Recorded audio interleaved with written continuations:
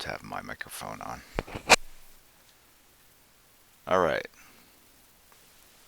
Happy Halloween, everyone. I had to move some cars around this morning, so hence the delay. Hey, Poop Kid. I see Crispy Egg Roll. We got two mods in the house.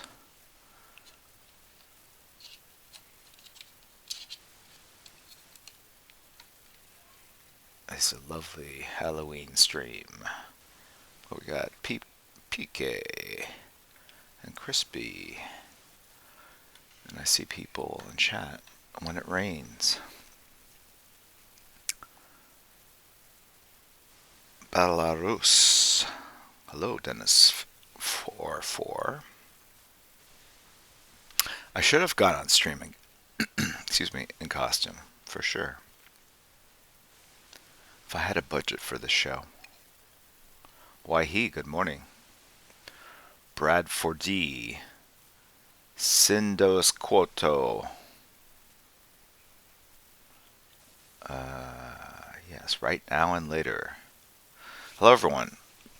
Azarus. Hello from Sweden. Got people from Sweden. That's exciting. Never been to Sweden. It would be nice to go. All right, let's jump in, shall we? Yeah, we have a jumpy house coming. I had to move some cars around, so. And I just got in last night from New Mexico. I went to Albuquerque Friday night, did a convention Saturday, and flew back Saturday night. I'm just waiting for people to settle in. Hello, CR1 Mal69. Let's go say hi to some folks that are subbing, supporting the stream. We got Robert, oh, not Robert, Robart471, Rudog, Program Art, MTELUS1, Javanto3, Punker13, Wildstorm CCG, Bradford, Grand Admiral Bertis, What the Fan Art, Twin12, When It Rains, Daniel J. Bosco, all subbing, supporting the stream. I appreciate it. And Kanger Banger, thanks for the bits and the cheer. Okay, let's jump in. It's Halloween, so what are we gonna do? We're gonna do something spooky. I'm not sure what though. I did know that I went to my first kind of quote unquote real convention yesterday, and that I had to get on a plane and travel somewhere.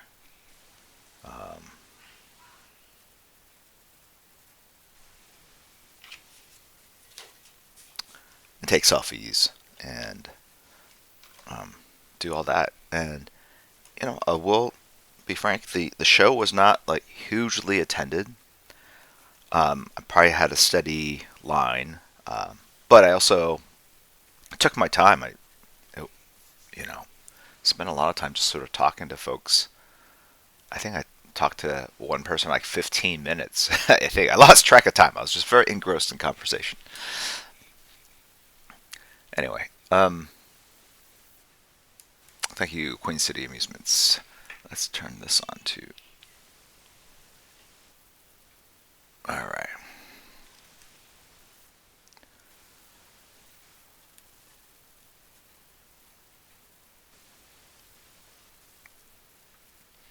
I see suggestions.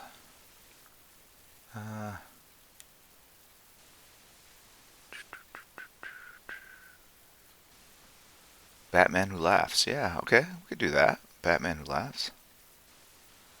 Yeah, so just so very different kind of. It's a show that kind of reminded me of what shows used to be when there wasn't a lot. Well, conventions at one point there was just so many people and they're moving them through the line.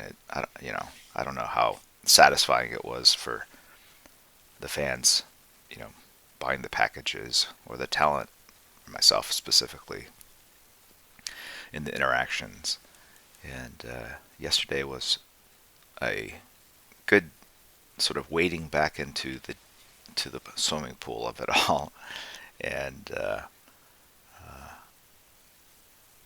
all right, guys, you know what? Let's see. Can you even see this? Let's see. Make sure this is.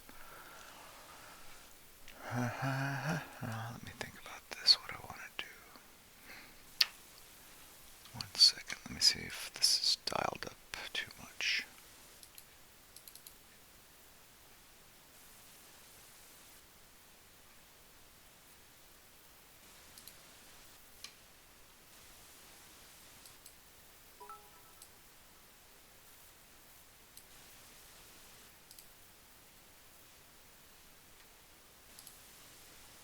Okay, that looks better.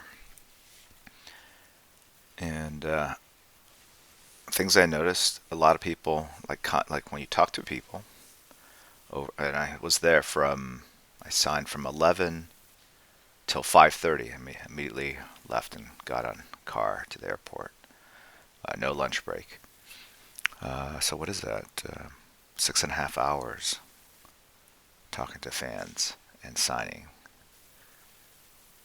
Hey, so I was happy that physically I could do that. Um, for lunch, they brought me a plate of food. I just had a couple quick bites. And things I noticed, a lot of fans that had driven up from El Paso, 4 hours away. X-Men 275 was a first comic for many people in line. And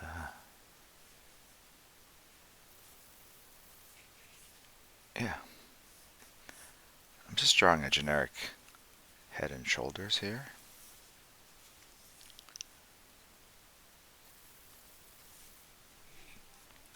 Wow, it's really kind of blown out.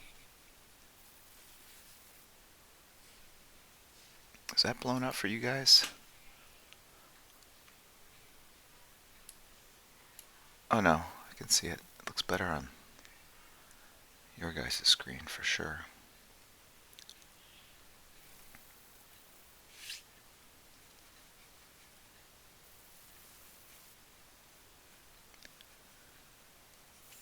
Um,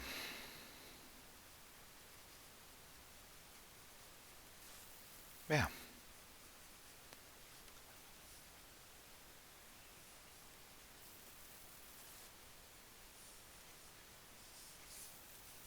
So I have one more convention for this year. I was telling people, like, we got the rare um, COVID variant photo.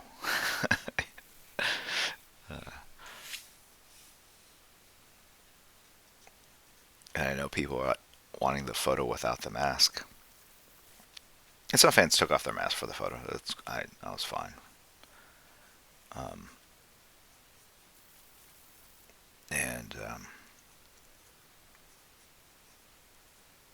but I think over time, the photos where people are masked are going to be historically more interesting to people.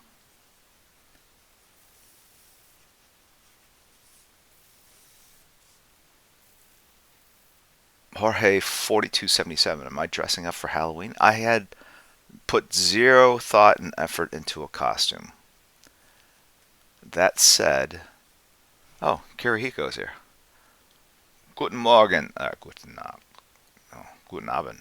No, Guten Nacht. One is like good night, like I'm going to bed, and the other is like good evening. I always forget. Um,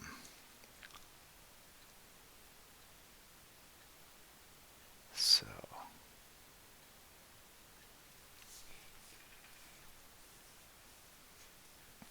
now I could just leave this sketch where it is, but then I wouldn't want you guys to pick up the bad habit of just drawing a partial torso and these hands in the middle of space. And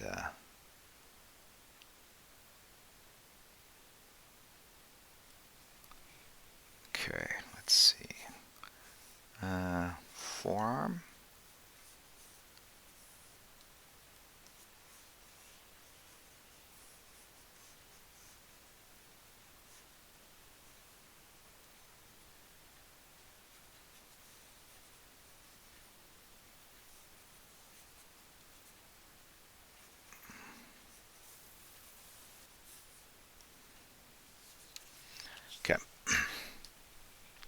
Now, I thought I had brought my bag of things.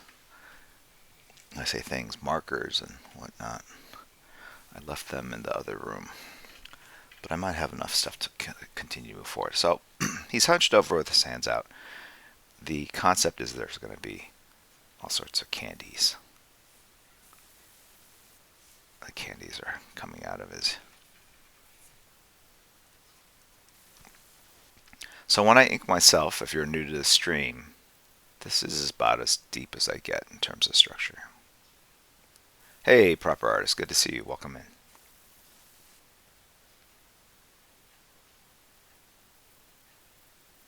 Okay. And now we're going to make this the Batman Who Laughs. So let's do this.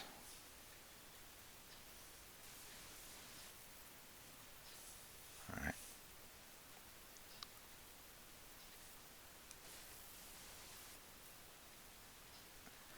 And I'm thinking it's going to be kind of a wild Bill Sienkiewicz-y. I can go two ways. Either kind of an Eduardo Rizzo, very dark, heavy, flat, black shapes. I'm waving my hand around. Or I can go something kind of scritchier, more frenetic. That's kind of like what I'm leaning towards right now, but it could change.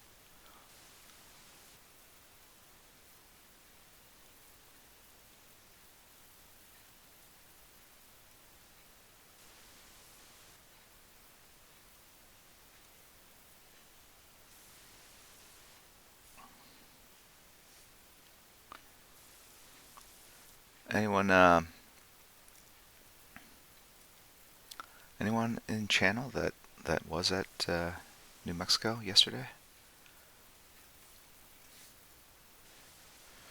Kanger Bangers. The family going out tonight? Yeah, of course. Yeah. We're just gonna go down the street and back the block.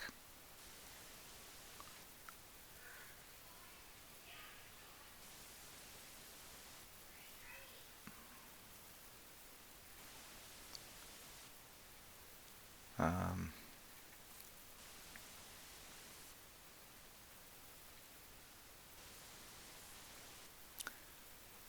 Julio Oct 88. Happy Halloween yourself. Okay.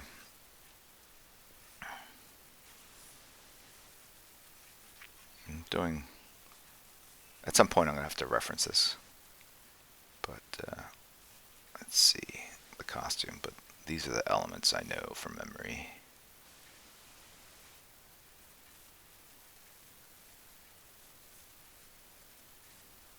I just have to confirm that there's no middle spike, that the spikes come out of the eye sockets and not the bridge of the nose area. It's like Spider-Man. The line from the center of the mask is in the middle here, but then are in the 5 and 7 position at the bottom.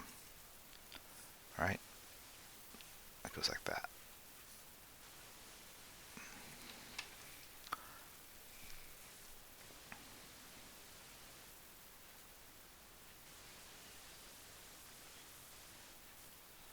Jorge 4277, my daughter who is 6 draws because you inspired her. She wants to say hi. Hello, daughter of Jorge G 4277.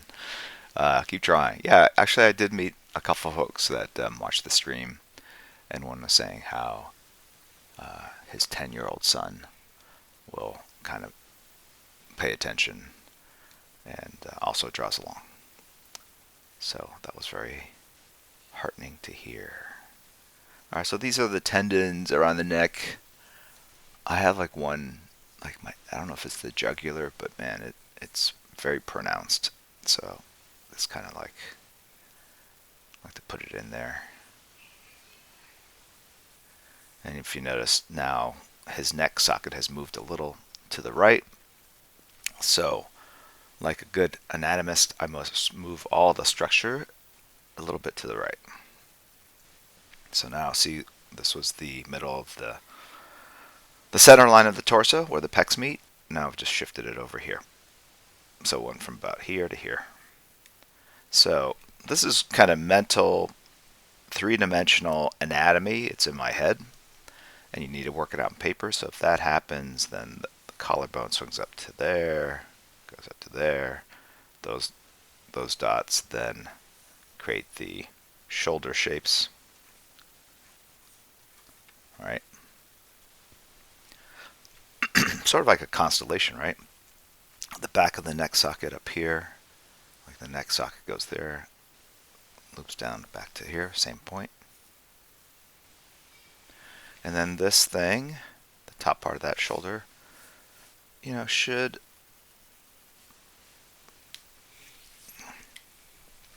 I think drawing is mostly math.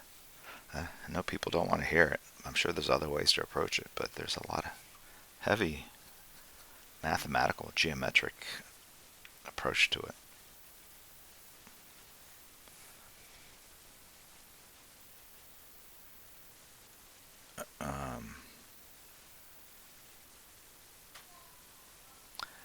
Queen City Amusements, Jim Lee stream, and a Bills game. Gonna be a good day.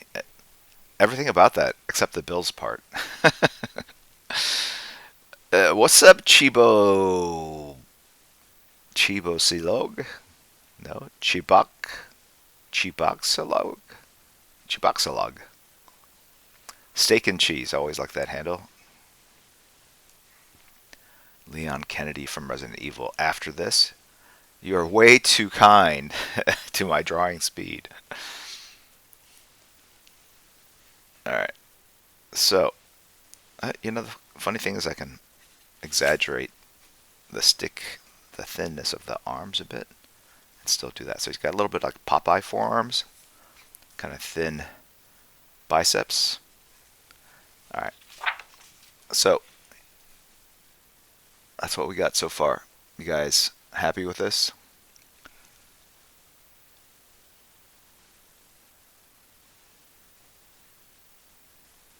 Scene asks, hey Jim, do you visualize the drawing or is it intuitive? Well, on this particular sketch, I pick the character and then the pose or the gesture, the concept of it, right? Him bent over, trying to frenetically feed candy into his mouth. And then I drew a simple gesture. Then I react to the gesture I put and start correcting the shapes so they're out of place, and you slowly start tightening it up, right? But if you tighten it up too much, it loses a lot of energy. So you want to find the balance between tightening it up so you create the, dare I say, verisimilitude, the illusion of reality. Always like to squeeze in verisimilitude into a sentence once a week, and so you create that sense of reality, but then I don't want it to be so real that it kind of loses life and becomes boring. So hence the exaggeration in the shapes and even leaning into the forearm, Popeye of it all, right? So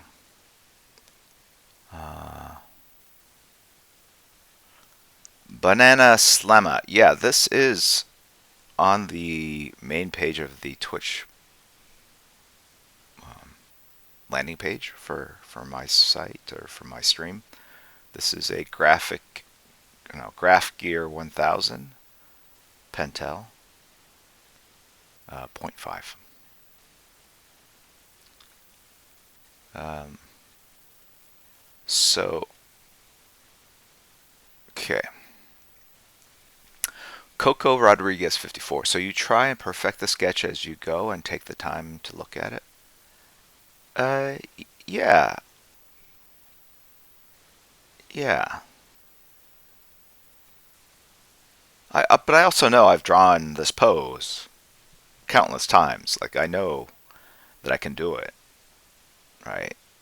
So it's not like you wake up one day and go like, oh, I want to draw I want to run the marathon. I want to run 27 miles plus today. You go, I'm pretty sure I can't do that. So I'm maybe at the beginning of my career, that's what I was asking myself to do. But now I know I've run many, many marathons. I can do it.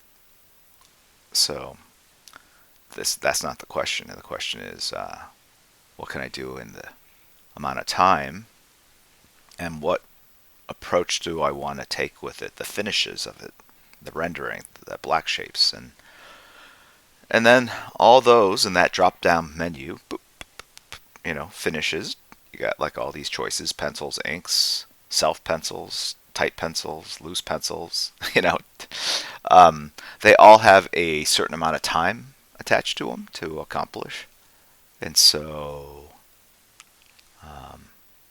the Twitch Kapal, is his right arm too long compared to the left arm? No, you're wrong.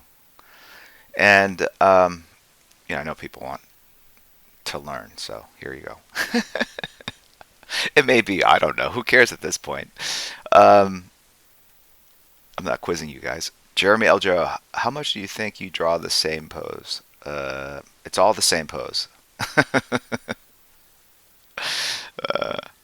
It's all the superhero pose, you know. So, um, anyway, so uh, yeah, so that's where it's at. The funny thing is his nose would pop all the way out. So let's see. Let's put this here.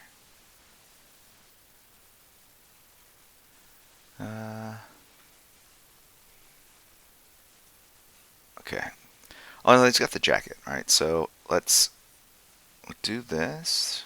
There's his V-neck collar. And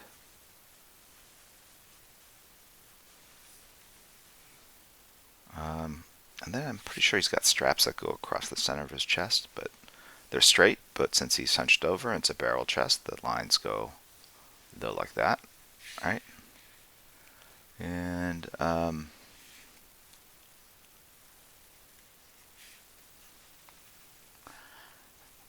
what I meant by that was it's all the same pose because I've drawn a lot of poses.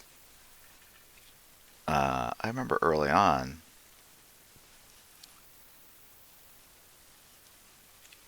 I think someone like there was a bunch of professionals, or not professionals even. There some professionals and some people that were just into the comic scene, like in St. Louis, and would get together every now and then. I remember someone who was not an artist even. I think it was a writer, aspiring artist, a writer, sorry, said to me like, I was kind of just talking or lamenting the fact that, some of the artists I look up to made it so like they were so good at their craft, and I think he said something like, "Oh, that's probably because they've drawn that pose like, a million times, and you know, you just have to kind of learn that pose." So, uh, you know, okay.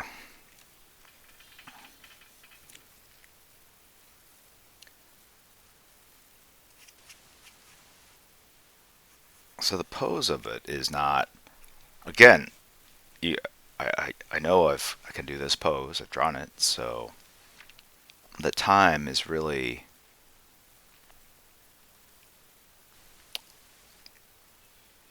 that's not the hard part. There's nothing hard about this, and I'm not trying to say that, uh, you know, from a bragging standpoint. I'm trying to answer the question, right? This is a sketch, right? So right off the bat, I relieve myself of having to make it look perfect. Just doing it for fun and for edification processes, right? Um, I think it's more about all the different ways I can make this pose look different from the other times I've seen this pose done, whether by myself or other people, right? Look, you put claws out. You've seen that pose, right? If that's a fist with energy crackling around it, you've seen that pose, right? The arms go out like this. You've seen that pose. So this is a pretty good core pose to start from.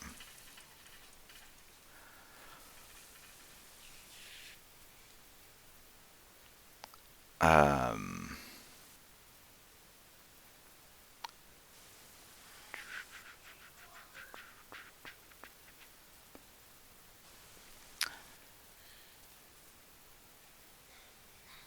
okay, so, all right, let me just Google the costume. So we have that on file. Let's see. Da, da, da.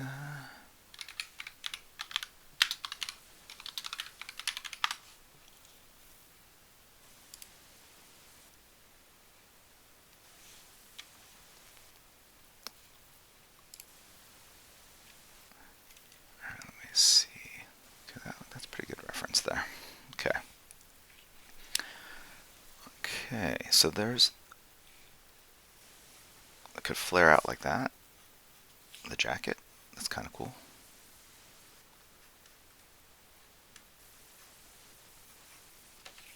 All right, let's bring this back down.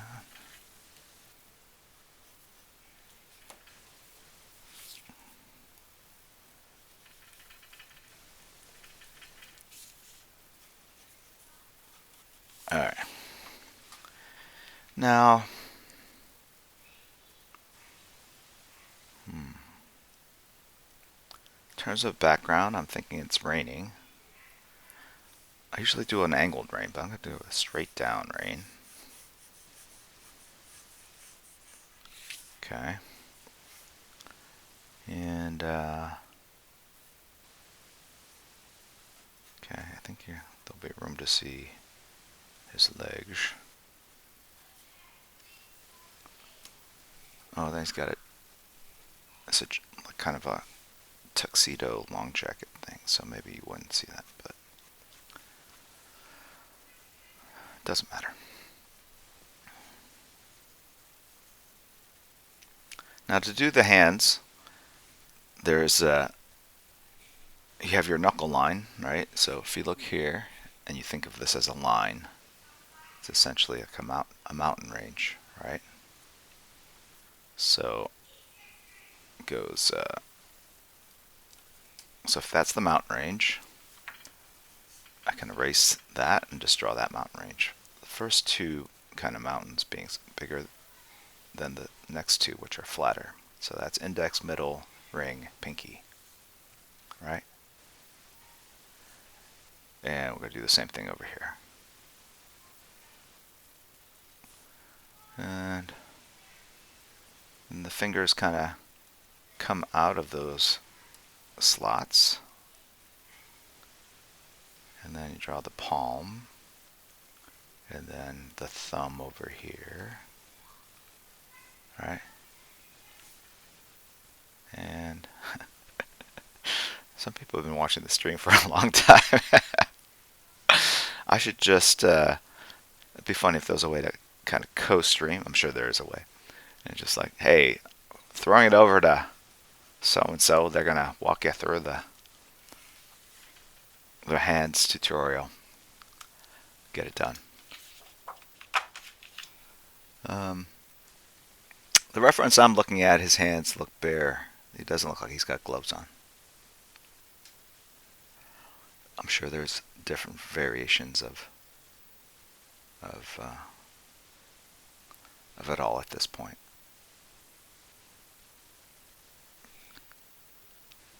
And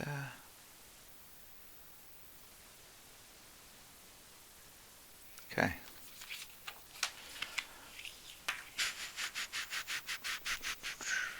Let's see what markers I have.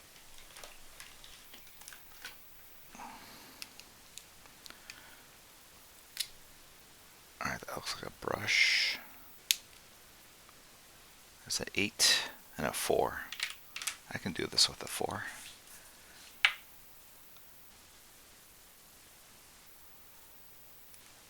I'm going to make this frenetic, so if I were inking it like in a classic black and white style, this is the speed at which I would draw that line. All right. Yeah. Hold on one second. I can't. Hold on. Me. 1 second.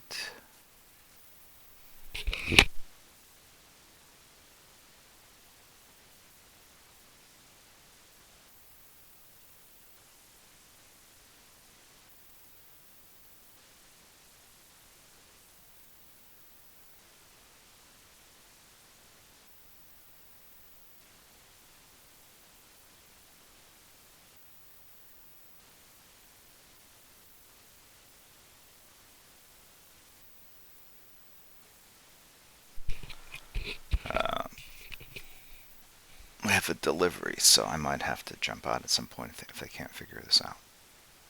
They need to find out where power cord was. Anyway, might have to take a little intermission in a second.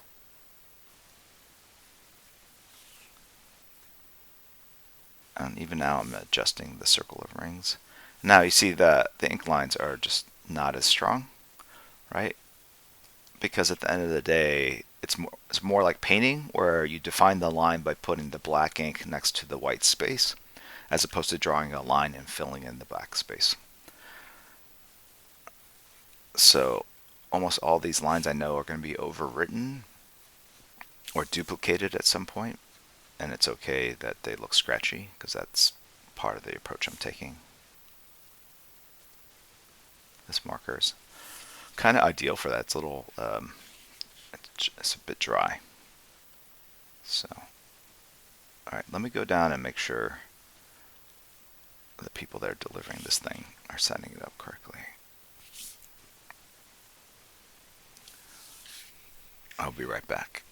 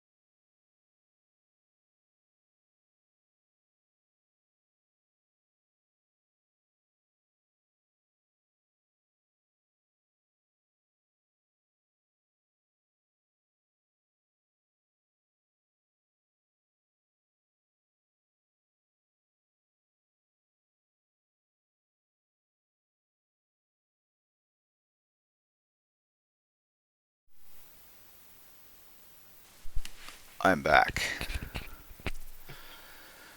All right. Bobby Jones and Pima. Yes, I'm back. I just had to pay somebody. Force Walker 10. I like the little wolf emoji there. Chesty 132. Hello. All right. Here's what we have. I think we can start inking. Got some ink here. Iera, Iera, yesterday, right? In Italian. Iera 335. How do you keep when inking, how do you keep your hand steady, either with a brush or pen? So it's not that you keep your hand steady. It's how do you draw a straight line, right? Because it feels very shaky. I know what you're talking about. I certainly felt the same way when I first started inking. It was hard getting. It felt like shaking, but I think it was actually more that I couldn't control the pen to do exactly what I wanted to do. Same with the brush, because the brush has a completely different feedback sort of loop. The pressure you get from a pen when the pen hits the paper is very different from the non-pressure you feel when you hold a brush against paper. And so to reduce the quote-unquote shaking, it's really more about increasing the control of the instrument, and that just comes about through, yes, you guessed it, sheer practice and repetition. So there is no secret that unlocks the steady hand. It is the boring answer of when you do it hours and hours and hours at a time, you slowly develop the control to create the line that you want. That makes it feel like all of a sudden your hand is steady, but it's really about control, not about steadiness or shakiness. That makes sense. Force Walker 10. Have you ever ruined clothes from your ink? 100%. Carpeting. It's a hazard of the job for sure.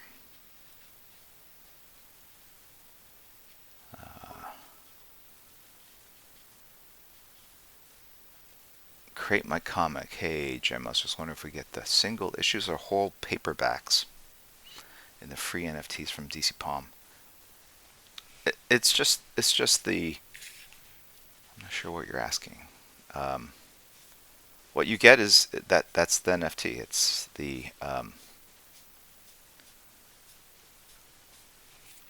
the cover that's been put on like a floppy disk or some sort of storage device, whether it's a SD card holder.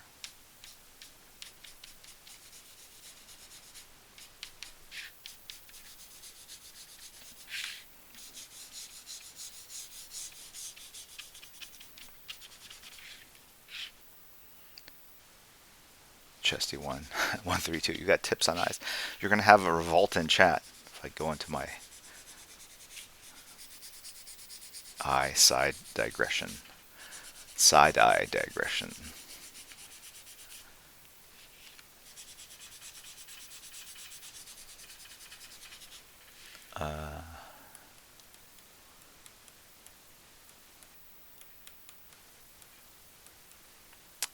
Era 335. Yes, I've done some concept art for games. Yes. I think the first one was Batman, The Rise of Sin Tzu or something like that. I designed that character for that game. But then Mortal Kombat, I did a bunch of designs, alt skins, DCU, DC Universe Online. I've done skins for a bunch of other DC games as well. Superhero Somewhere. I got a Court of Owls NFT. I got the Val Zod and the Clark Kent or Kal-El Superman NFTs. Dark Angelo. Hey Jim. Hello, Dark Angelo.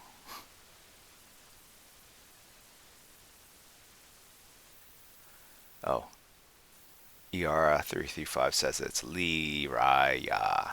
Lee Raya.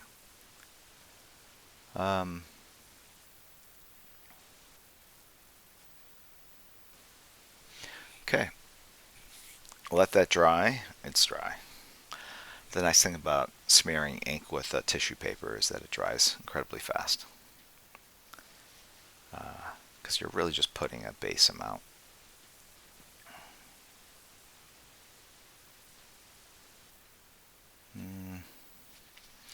Alright. I do see some areas where it's a little, I want it to be a little,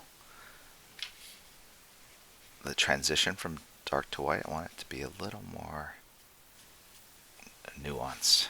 It's a little too stark.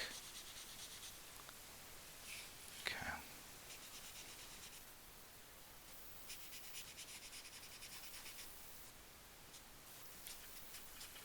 So far, this part is what I like the most about this drawing.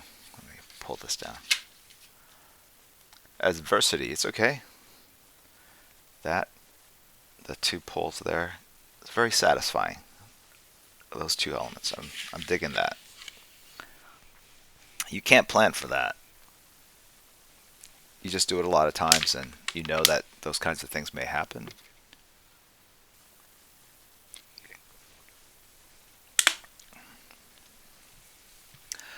See you later. This is Patrick. Have fun.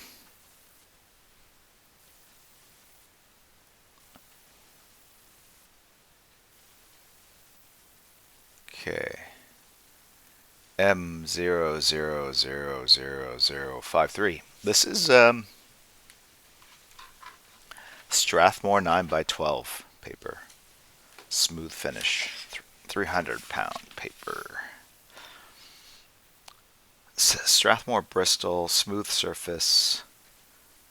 It's 100-pound. 300-pound would be very heavy. So it's, what does 100-pound mean? Oh, it's 300 series. That's where I got the 300.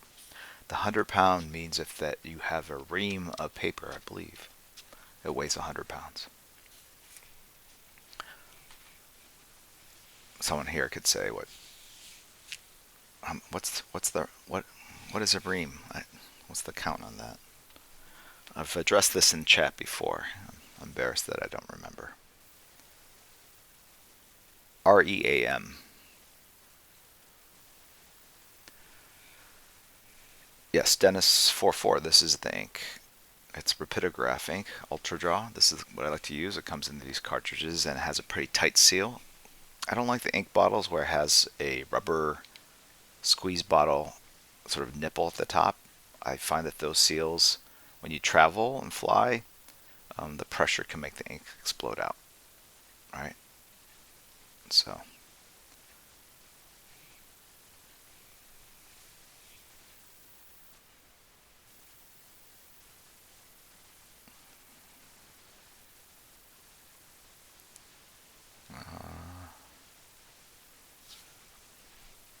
Okay. What happened to...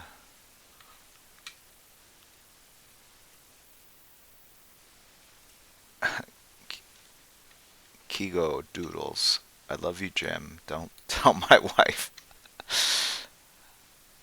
It's all good.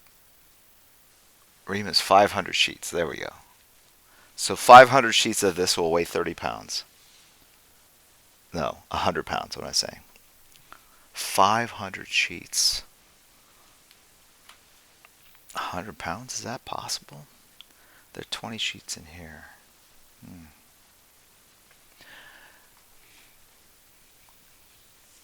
Anyway.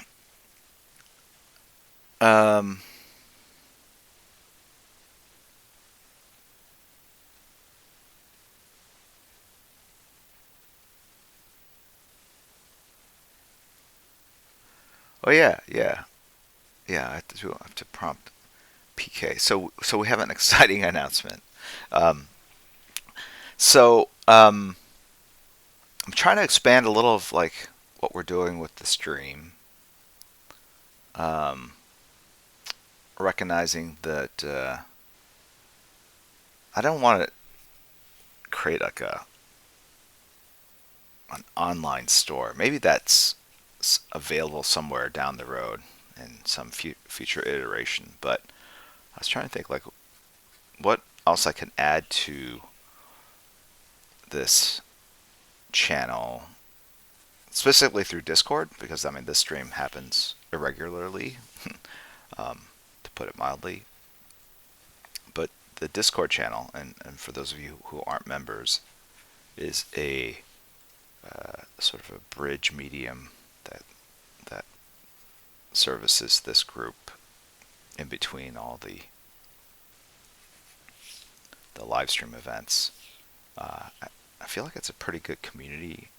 A lot of the regulars are here, but it's a fairly big number at this point over at Discord. And could we do something where there's a perk or a benefit to being a member of this community, of this stream / Discord channel?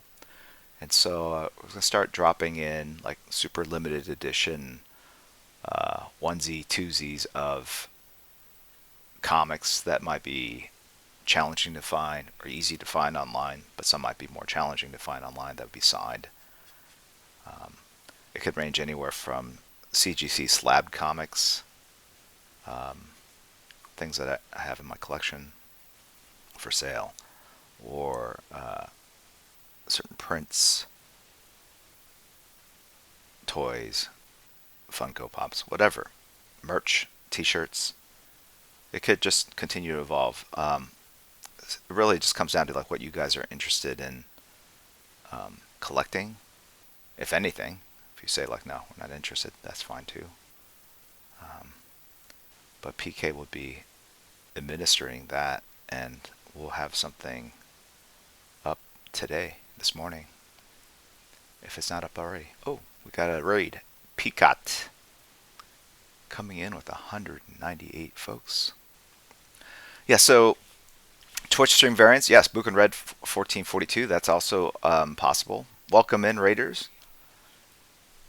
Now I feel like I have to bring up the energy a bit.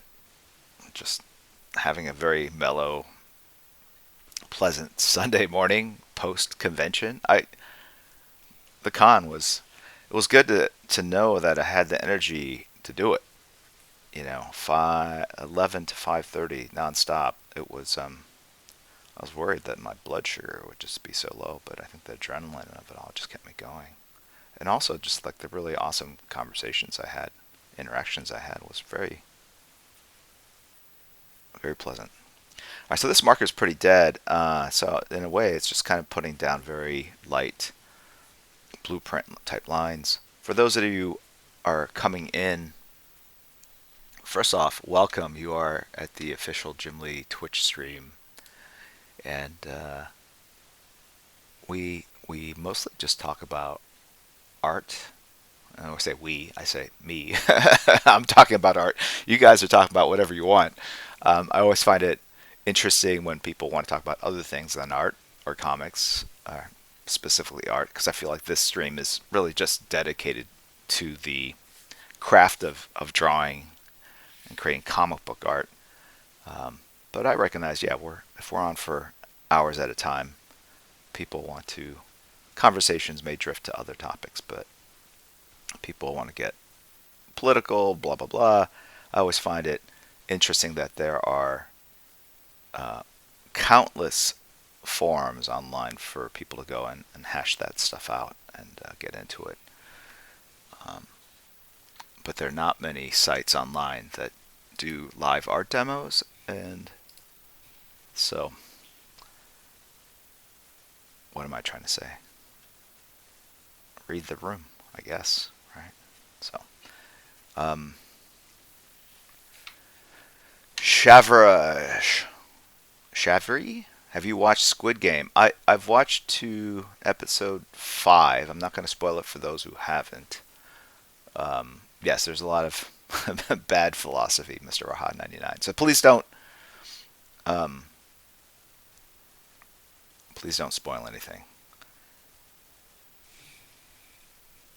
But it's getting more and more intense. Does he have a... What does he have on his neck?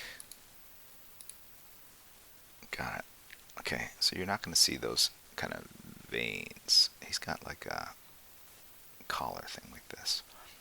This is all going to be black in here anyway, so I don't even know why I'm drawing it per se.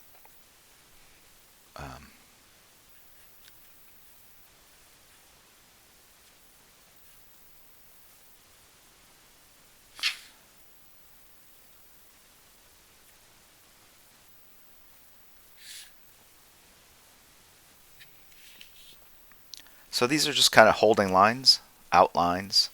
I don't know if they're going to be representative of the final lines that you're going to see in it all. And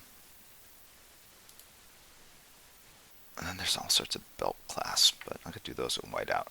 I'm going to turn these forms a little tighter around the chest. Candy bars, got to do that. So, anyway, for all the raiders who came in, yeah, this is an art stream. My name is Jim Lee. I am a comic book artist that started back in 1987. I started out the first year, 6 years at Marvel. What did I do? I'm trying to. What have I done with all my life? Gosh, it's depressing. So yeah, I worked at Marvel. I've worked on Alpha Flight, The Punisher, War Journal, X-Men. I created some characters like Omega Red. Probably haven't heard about it unless you play video games. Gambit. It was funny. I met a fan yesterday at New Mexico, and I was just telling him I really didn't create that many characters in general. Then he started rattling off the list. I was like, whoa! All right, we're at a real comic book convention. This is cool. Yeah, so I was like, yeah, you're right. I just gloss over those because most people don't know. I co-created Gambit with Chris Claremont. 1980. No, 19. When was that? It's a long time ago, before most of you were born. And then I left and started Image Comics with a bunch of other turds. A lot of other artists from Marvel, you know, and like Todd McFarlane, Mark Silvestri, Rob Liefeld, Eric Larson, Jim Valentino, Wells Portacio. Am I forgetting anyone? Jim Valentino, I said, right? I think that was it. And I was there for about 6 years. And I sold my part of I sold my company to, I said Eric Larson, didn't I? Eric Larson. Thought I did. And I use turds as a euphemism. Like, we're a bunch of upstarts. Other professionals had not as kind words for us. And that was fun. And then I started working for DC in 1998, and I've been with DC for a long time. And at DC, I guess the thing I created a character called Hush. He's been in some games and TV shows at this point. And then obviously, when I was at Image, I created a characters called Wildcats. It's funny because a lot of the people that were kids watching that cartoon,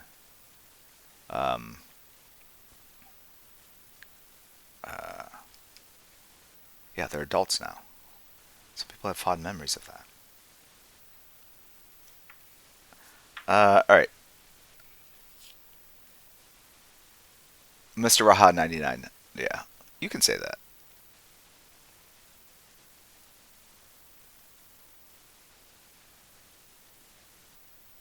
I see Jorge 4277.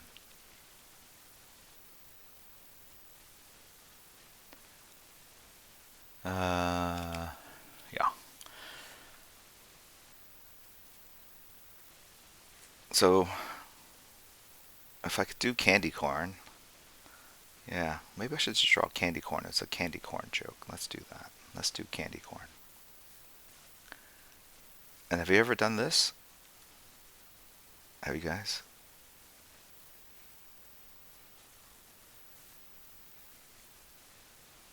Those are what the candy corns are going to be. Francis Petsy. I know my crowd. So, is candy corn a universally known thing?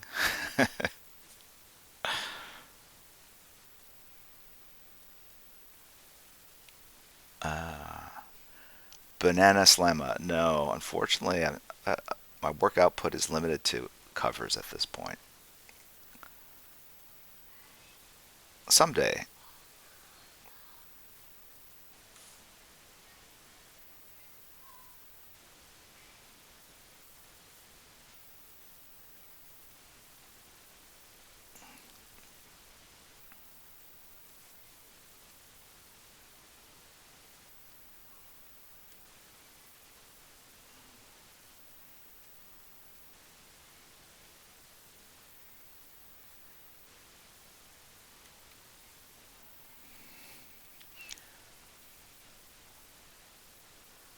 Studemir, is it true you have 17 children? Yes, that's exactly the number.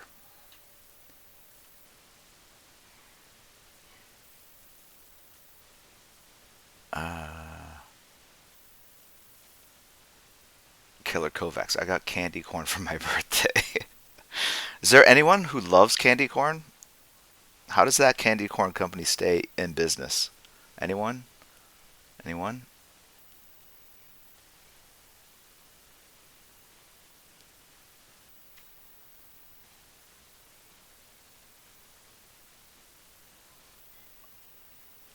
There's a ghost. I actually do like him.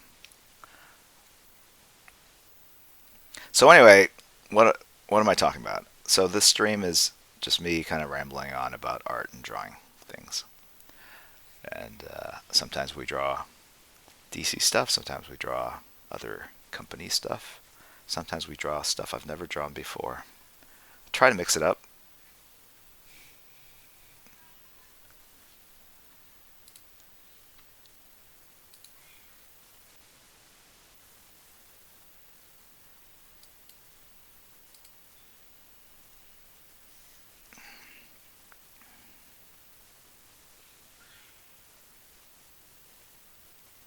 Michael Alphin Art. What kind of pen is that? Michael Alphin Art. You've been here a long time. Um, it's a Micron dog. That's right. The dude lives one. It's a, here's an ad. Pigma Micron 04 archival ink. And it used to be hard to find the 04 size, but no longer. So you have no excuses in producing perfect art. All the tools are available.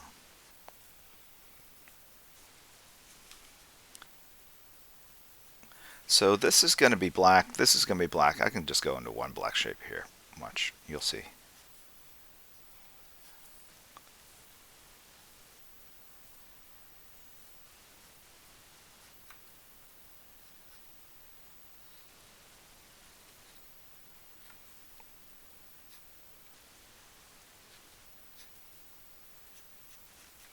This marker's dead.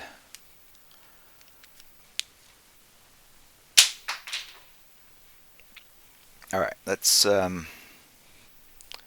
get some tape. Michael Alphin Art, yes, you better. I want you to get that Micron, draw that masterpiece, post it up in Discord in the appropriate channel.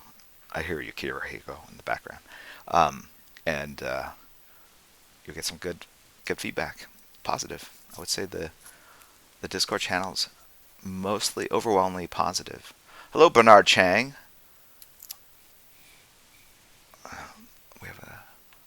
Legendary artist Bernard Chang. Batman Beyond.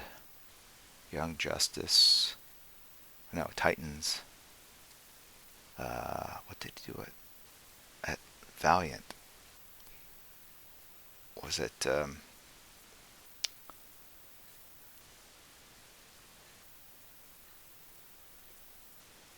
Blood? No. Which one did he? First time I noticed Bernard's work was over at Dr. Mirage. There was other stuff he did. He started out there. Archer and Armstrong, that's true. He's doing Monkey Prince for DC, that's right. We debuted it in the Festival of Heroes one-shot. He also streams online.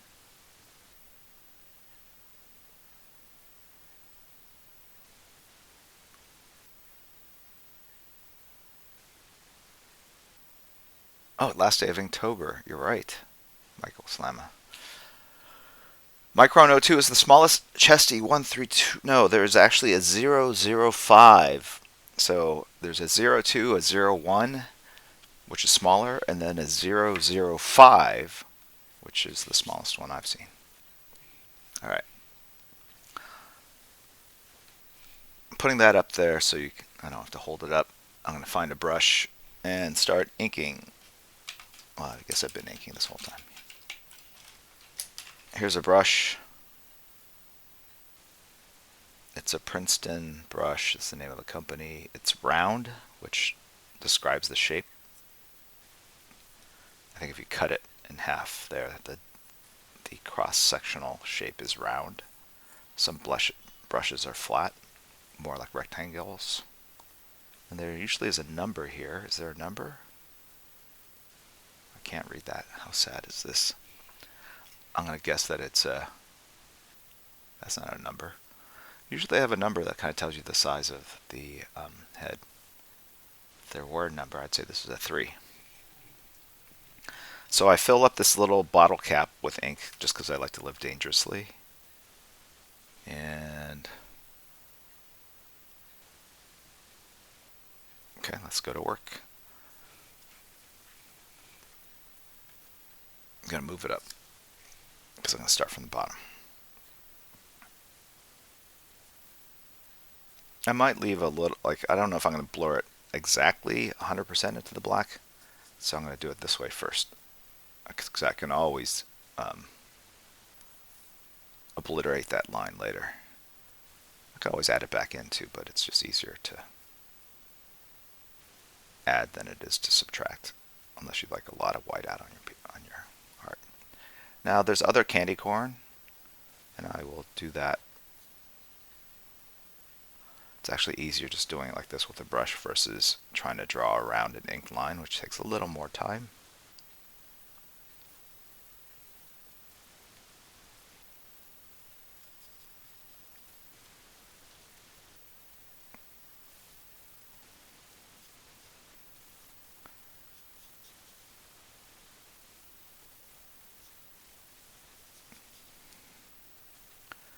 So working with a brush like this is just practice.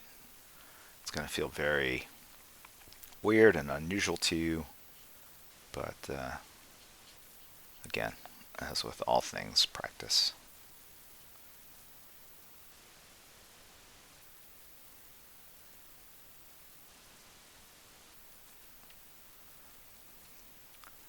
Does the ink work on all paper?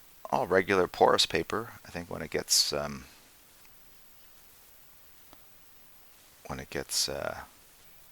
paper gets too slick, the ink won't soak in.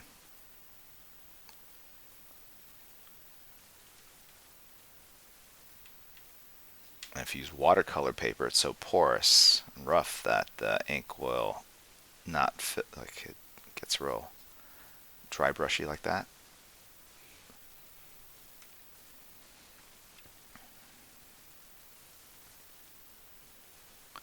There we go.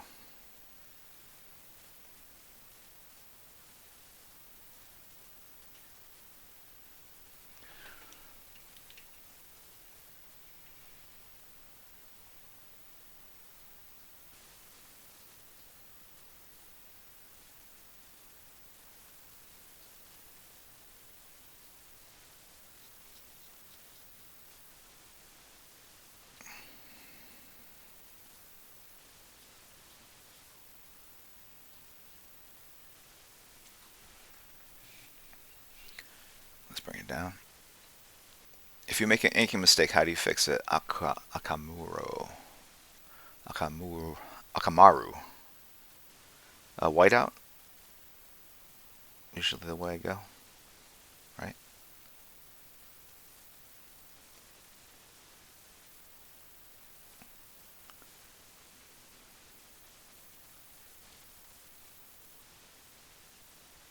You could tell I'm pretty, I don't know, word's not tired. Relaxed. Low key. I think low key. Not the god of mischief. I'm just kind of letting the ink go where it may. Not going to sweat it too much, right? That's why this character's kind of fun to draw. You can just kind of really, I think that the more irregular or spontaneous it looks, the better the results, right? Aaron does art one. Consider yourself guest. Good to see you, mate.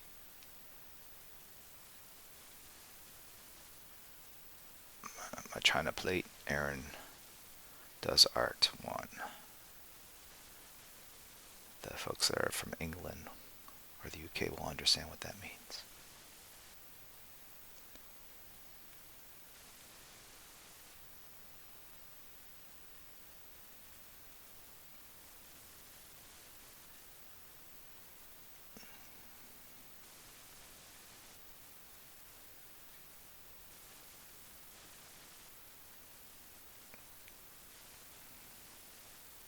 Oh, remind me, mods. I want to follow. Was it Peak? The Raiders. I want to circle back and follow who came in. All right, so here's the neck, as I was saying before. And I'm drawing this without my glasses on, so who knows what I'm. Who knows what it looks like. But again, I'm leaning into the looseness of it all.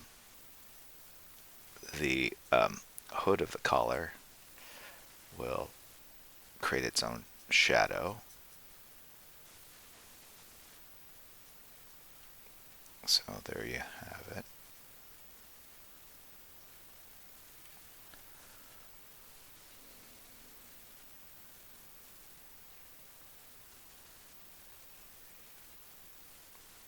Completely off camera, yes. Completely off camera. Here we go. I'll do it again. I'll do it on the side.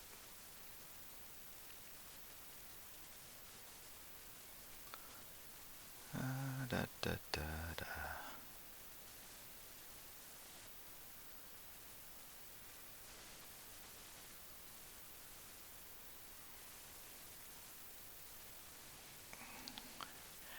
And then, does he have lines on the forehead, the costume?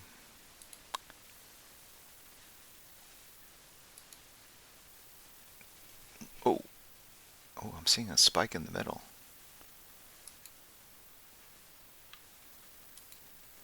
I'm seeing it a number of different ways. I'm doing it out of the eyes. I just saw a version where the spike's in the middle of the head. We're not even consistent in how we do it. I have to ask Greg Capullo, who designed the character.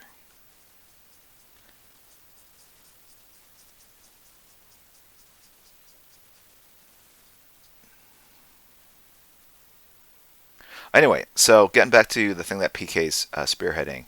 Yeah, the way it's gonna, he's gonna. I think all the items will always be available on a Sunday, once in the morning and then once in the afternoon, given that there are people in different time zones. And we'll fine tune that as you guys sort of react. As we kind of push out, maybe either expand it or figure out different times. But that's what we're starting with. So these are limited availability. You're never, I mean, this is in addition to the prints and sketchbooks and all that other stuff, which are more available. But if they're limited, it will be like first come, first serve. Boom, here's the drop. These 5 items. If you're interested, message PK, and kind of liven that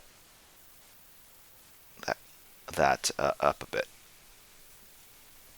And there'll be some surprises. There might be some original art, sketches, that kind of thing. Hello, Janella. Thanks for subbing. Let's go back into it and acknowledge the people that support the stream. Got Janella, Create My Comic, Emperor Elric, Metabolic, GC Vigilante, Angry Panda 888, Parademon 2759, and Forrest Walker 10.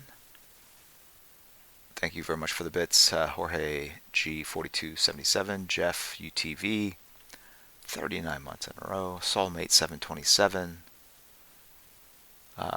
Congratulations on hitting that first anniversary mark. Superhero Swimmer Art. Hey Clayton, Brunil, Dragon half 2K, Biggest Sev, Big Boss 138, Beliasa, Adelhouse, Francis Pet, Wamelingart, Bedub 209, the Leehausen, Garden Base, Azarez.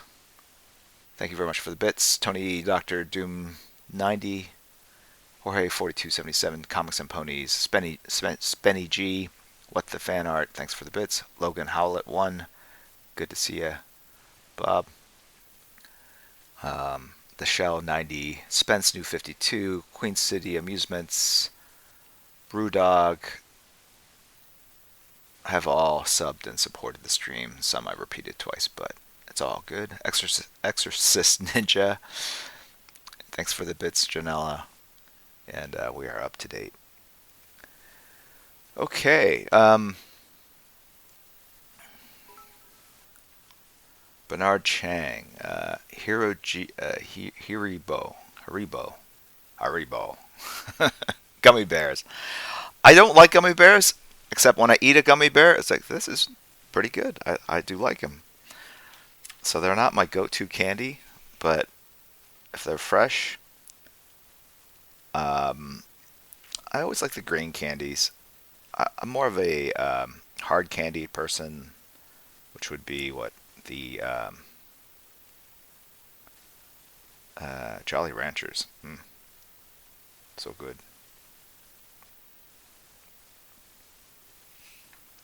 But in terms of candy bars, Snickers, lifelong attachment to Snickers, Reese's Peanut Butter Cups, Hershey bars with almond, dark chocolate, Hershey.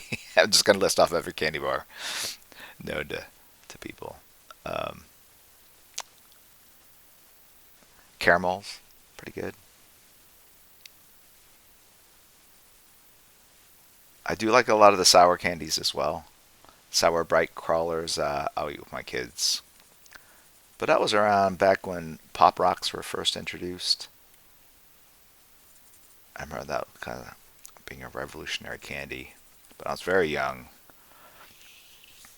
The cool cigarette chewing gum. they don't make them anymore. I wonder why, but those are always cool because you could blow out on them and a puff of like powdered sugar or talc, or I don't know what would kind of come out, simulating smoke. Whoever came up with that candy deserves a raise, right? Anyway.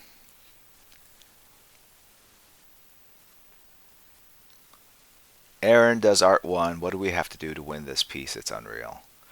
Oh, yeah. So for those of you who are new to the stream, sometimes we give away the art. Sometimes we put it up for bid. Sometimes we give it away. And because today is a holiday, Yes. I just have to finish it. It's 10:30 already.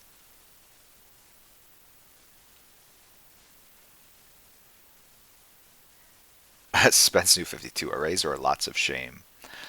Um, yeah, Snickers. Their marketing, their advertising, it had made an indelible mark on me as a kid. When I think of like a snack, if I'm low on energy, I think of Snickers. I don't think of it as a candy. I think once you put those peanuts in there, it's more like a small meal.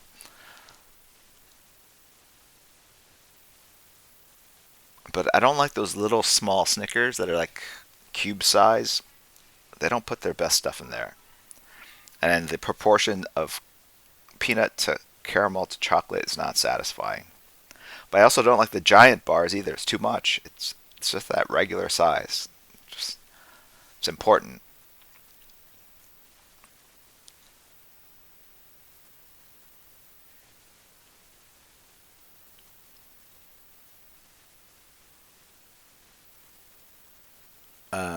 Yeah. Anyway, so Snicker philosophy. Yeah, we give away full size candy bars. I think we got full size. Well, we usually do. I remember growing up for Halloween.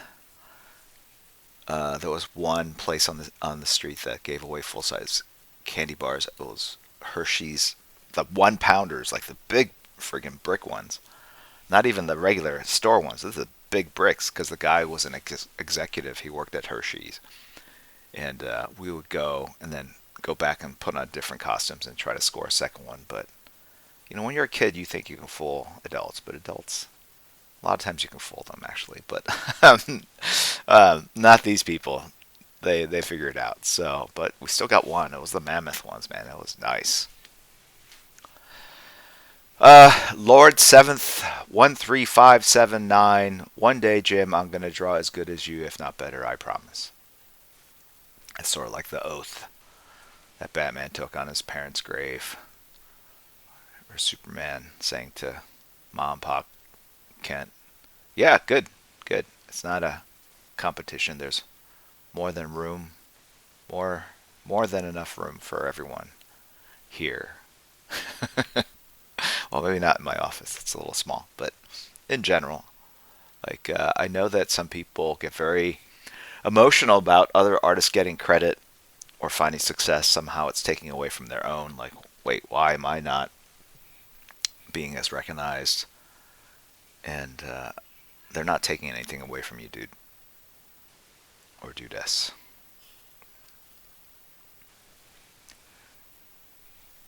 Um,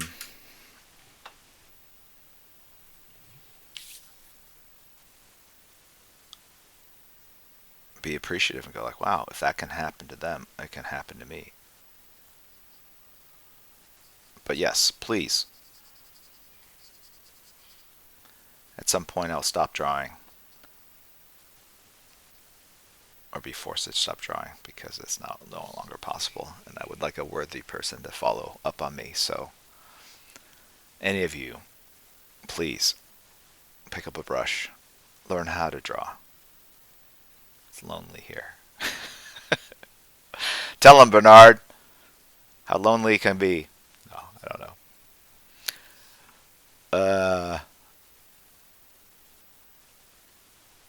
Jdang 8394 is gifting subs.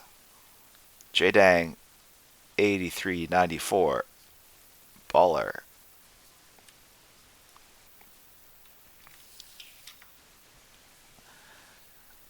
Um, okay, what else?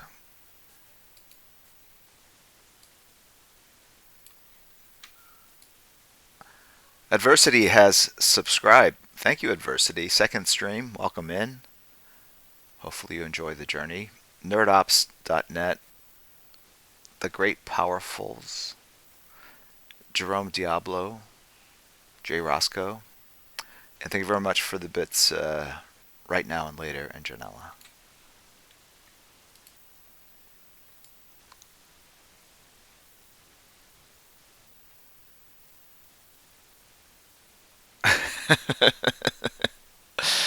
Clint Toshi. how does he through that? How does he see through that mask? Maybe he doesn't see. Maybe you're asking the wrong question.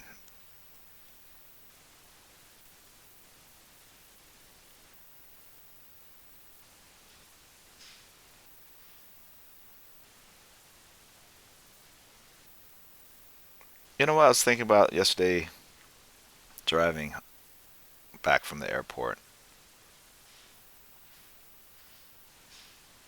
Just sort of ruminating about life. I don't know how many young people are out there. Any young people out there besides superhero swimmer art? And I'm sure he hates being referred to as a young person, but he is.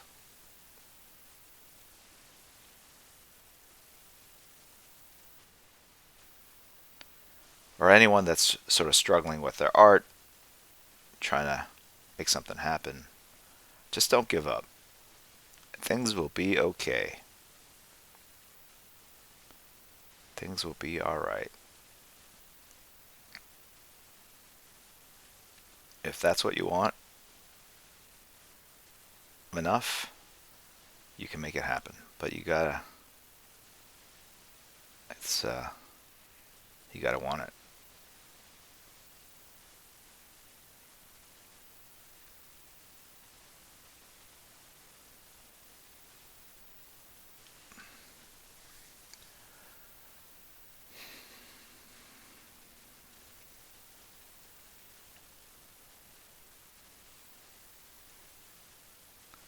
Roy Batty 06, yes. If you're old and struggling, just give up. Well,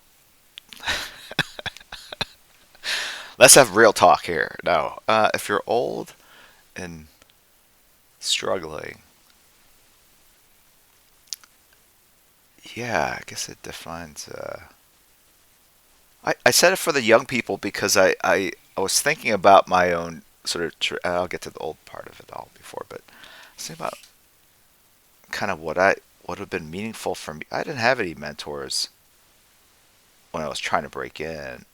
I mean, either artists I was asking for feedback from, so I guess they were mentors. But it would have been nice if someone, and there was no social media. That's what I was kind of thinking about, like kind of what role social media plays in all this. And I just felt like if there were social media back then, getting a comment from a working professional telling me like, you know, it's possible, it's doable, would have been meaningful because I didn't know. But if you're older and you're struggling,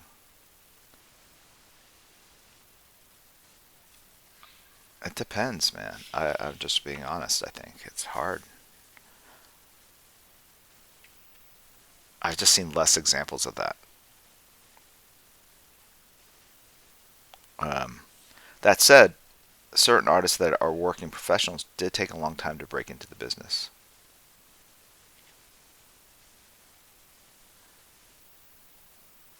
And then certainly people like, quick, how old was Stan Lee when the Spider-Man movie was made? Anyone know off the top of their head? I think it was like 75. He was in his 70s. So something he created in 1963. How could there could only be one answer? PJ Bicer and Spenny G. They're just randomly throwing out numbers. The Spider-Man movie came out 2000, correct?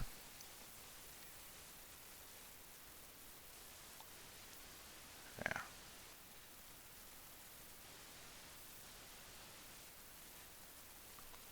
2002. Okay, so when was Stan Lee born? He was 70. I see two 70s. No, he's definitely not 54. He was in his 70s.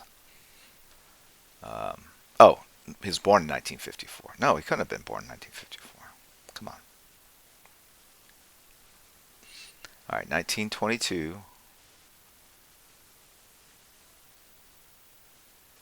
Okay. Wow, he would have been 100 next year. Cool. Um, yeah. So, what does that mean? He was born in 22, and the movie came out in 2002.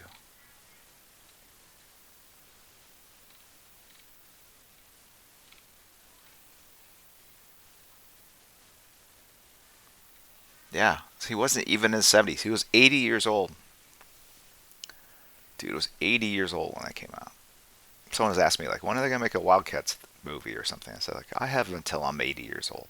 So I have a while. Uh, and then Tom Clancy, I think, wrote his first like Hunt for Red October book that started his huge career, led to cottage industry of Rainbow Six games, and my understanding is he did that when he was like late 30s, 40.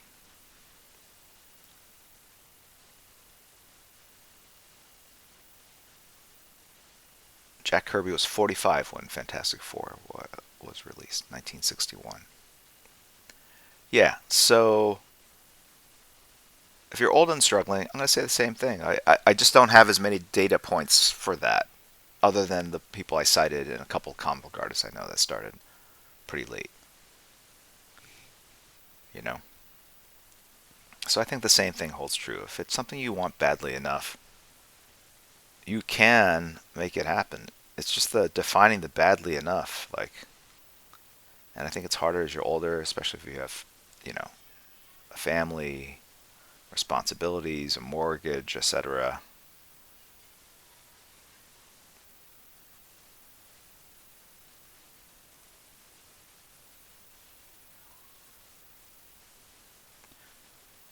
Or look at my friend John Domayan. His dream was to write a comic book, and he did it with Essentia.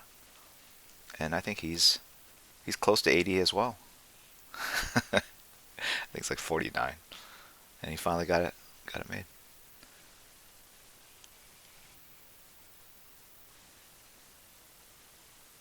All right, so let's see if we can see the whole thing here. Here's what I'm thinking. I want to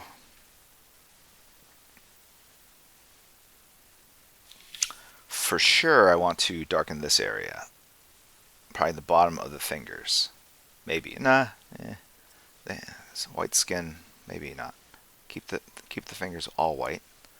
I was telling a young artist yesterday, who was 13 at New Mexico, about the power of art, why it's so unique, hand drawn art or illustration, is that you have the shadow, the light source above, but not everything has to bend to the laws of reality.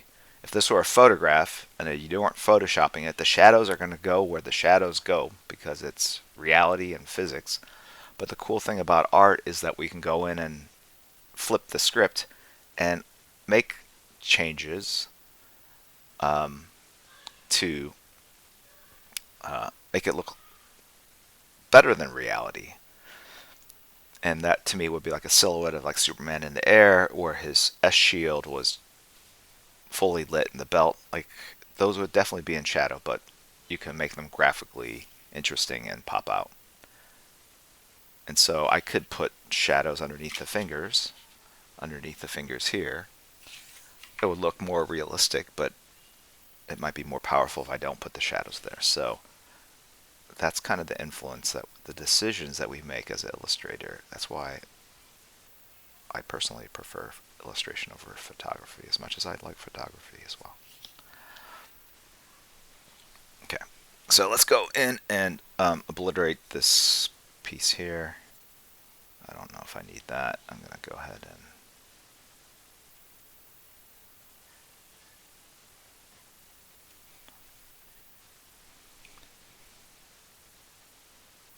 do that. Okay.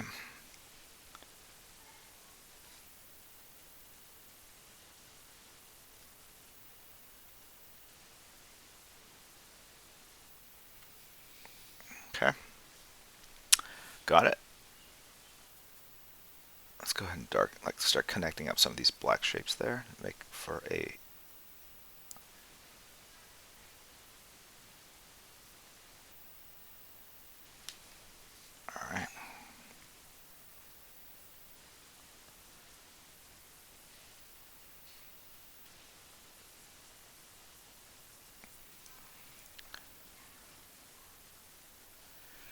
Yes, you see that?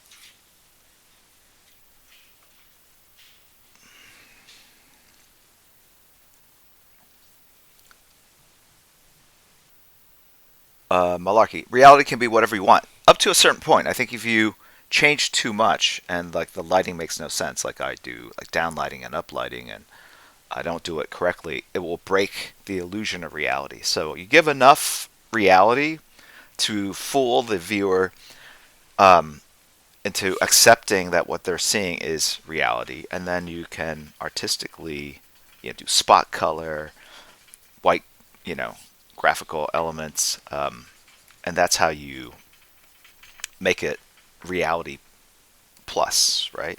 A plussed up version of reality. All right, so I'm gonna erase. I actually like a lot of pencil lines on there to give it more of a sketchy feel, but I'm gonna erase some of the darker ones that I feel are competing with some of the shapes I have. Um, but when you make it too clean and erase all the pencils, it loses a lot of kind of texture and character, I think.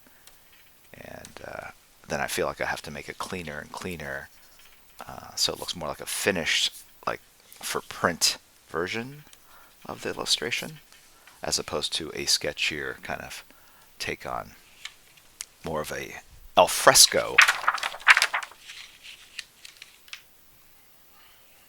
Okay, here's an 8.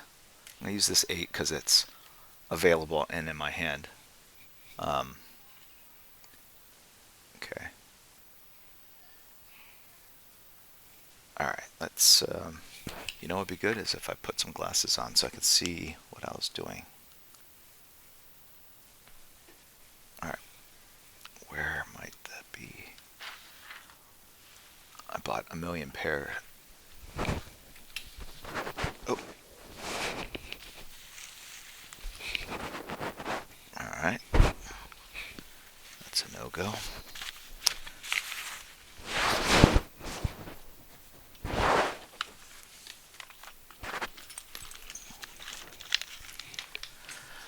Okay.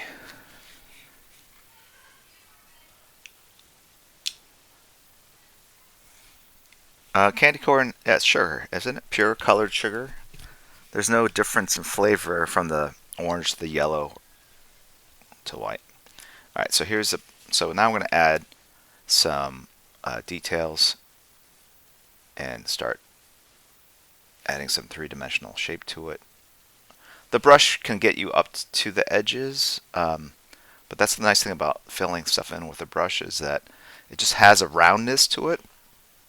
There are no sharp edges a lot of times, unless you really have amazing control over that brush. What am I trying to say? When you put a brush line, you get more of a blunt thing like that. Shapes like this, right? It's hard to see, right? That to me is a clear, these are all brush strokes, right? Now you can go in with a marker and sharpen up the edges, which I do sometimes, right? But then that starts looking more like a finished, like pro ink, like finished illustration ready for publication. So I don't want to take everything to that level because I think it loses a lot of character. I love a lot of the dry brush there. I like some of the blunt shapes here, but those look like weird dits. I don't know what that means other than it just doesn't, it looks like an ink blob. And so I want to turn it into something that feels more like fabric, but still retain some of the edginess and roundness of it. And that really is a inking 300 level bit of information that I don't know if it makes any sense. I'm looking to chat. Say, I understand if that made any sense to you, and if it doesn't make sense to you, just say, what? What, bro? Sometimes I know what I mean, but expressing in words, especially early in the morning after flying, making an overnight trip to Albuquerque, it, I don't know, impairs the communication brain cells that I have devoted to this crispy egg roll. What, bro? He's got that as a macro at this point, I think. What I love is that some people don't understand, some people do, and it was the same information. It's a small microcosm of the real world.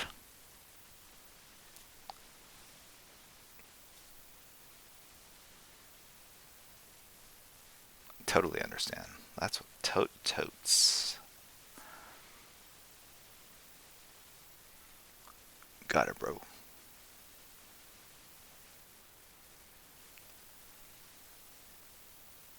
Thank you, Mr. Raha99. If only that were true. I struggle, this language of yours.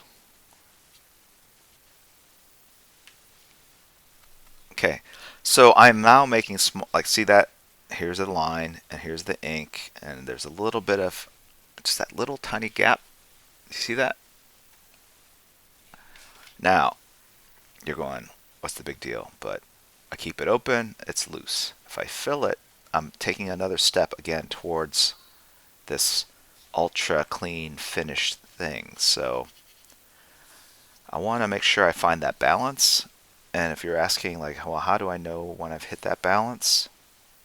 The answer is trial and error. I just do it over and over. I did it over and over. And earlier examples of what I'm trying to do now are less successful, and hopefully more recent examples of what I'm doing now are more successful. I feel like I have gained some knowledge, but who knows? All right, so here's this amazing thumb shape. He's got dark fingernails, so let's go and add those in first. All right.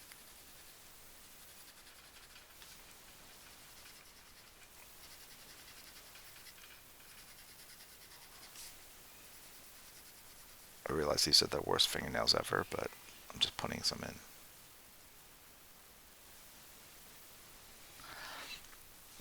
So if I was doing a finished piece of ink, that little spot that I filled in, that's a no-brainer. See how this brush kind of goes? It's blunt end. I just will maybe extend it out just a little bit, kind of enhance that brush line a bit. And then these are supposed to be metal buckles, and so I need to kind of sharpen up the edges a little bit. The corners especially.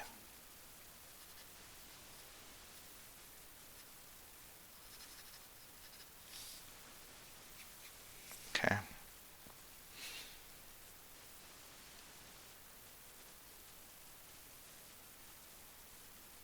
And see how I take this black shape and kind of extend it out, and it creates that illusion of a seam. Not a seam, a edge. I don't know what it's called. In clothing. So sometimes I'm drawing things and sometimes I'm suggesting things and letting you kind of do the hard work and make it into reality. So with the spikes I can go dark shadow underneath the spikes, or I could do a mid-core shadow indicating that the spikes are more polished and are picking up some underlighting. So I'm going to start and show you the 1/3 shadow or 2/3 shadow. The shadow's 2/3 down on the shape. This represents a core shadow. The light's on top of the spike, and it gets to the part, so the dark side of this, the moon, right, away from this light source. And if there was no underlighting, it would be all the way black at the bottom. Because I have left a little open space underneath, or even a bit of a line or a crosshatch, it's indicating that there is reflected light underneath that's bouncing up. Fill light, FILL, right? And that's how I create the illusion of a three-dimensional shape there.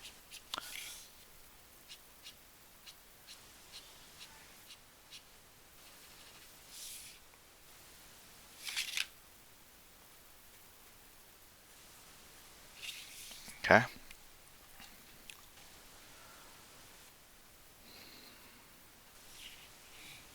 Core shadow seems fitting, yeah.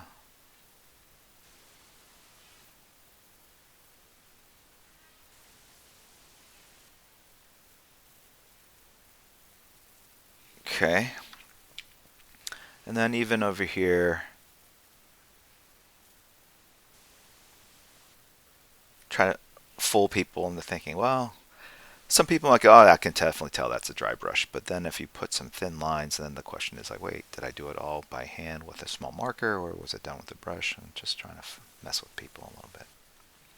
Okay. Let's go ahead and darken that shadow there.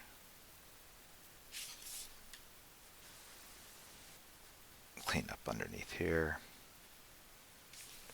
Clean up aisle 7.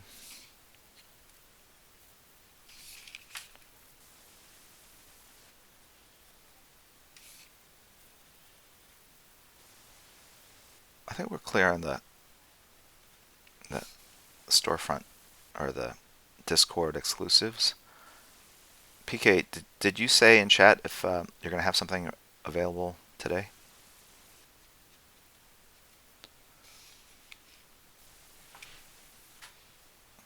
I've given away comics before. We should also, back when we're in an area where a ton of people, I mean, we give away thousands of pieces of candy.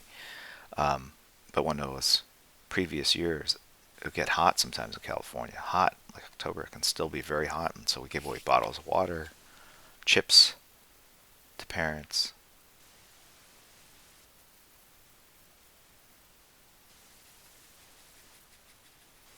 All right.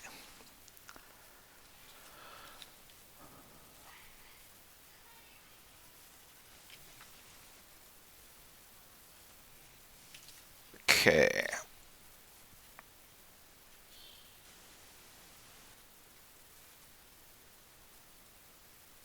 I imagine the Batman who laughs is not a guy that brushes his teeth often or well.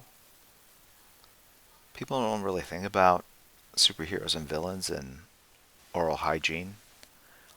It's sort of a unspoken topic, but important, especially for the young people out there looking for role models.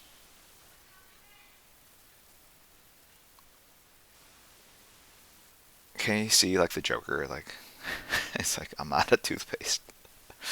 It's like, fluoride or no fluoride? I should be flossing more, especially a character like that. Bane, does he brush his teeth or does he have really foul fetid? Can you imagine? Yikes.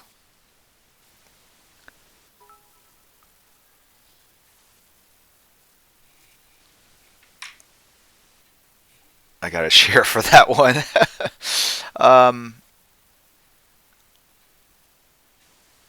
Oh, PJ Beiser gave us a cheer and an update. Yeah, so I guess some of the stuff is already up there.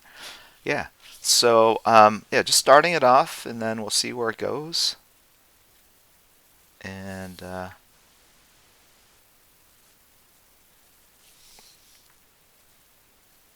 think if anything, the pandemic has showed us like how important it is to build community and lean into technology. So we came up with this idea. Let us know how we're doing.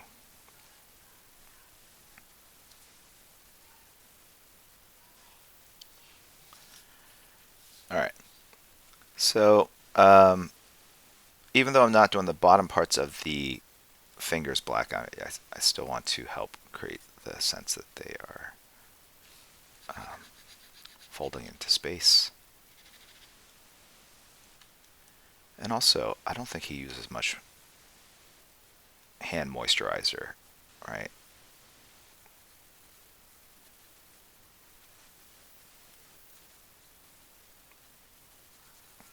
So the skins are going to be kind of gnarly. We're almost at 11. I'm going to stay on to finish this because this is going to be a giveaway for anyone that subs to this stream at the end. And for those of you that feel like, I can't afford to sub, do not worry. There are other opportunities for giveaways for people that are just in chat. That's right. We gotcha.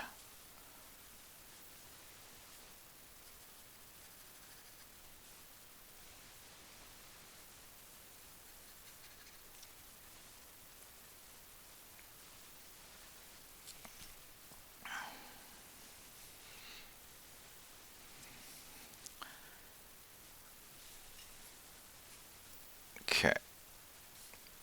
You know what? So I think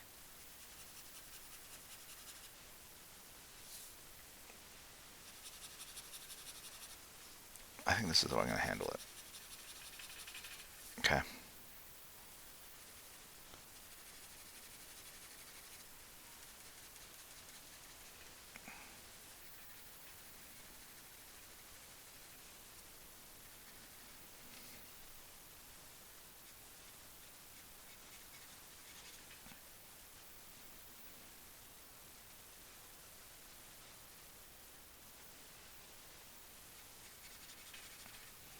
There we go.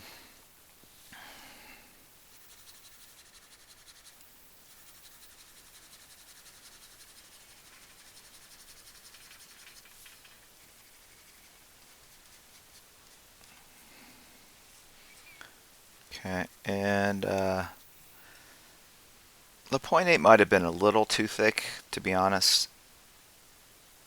But I'm going to continue with it and see what happens.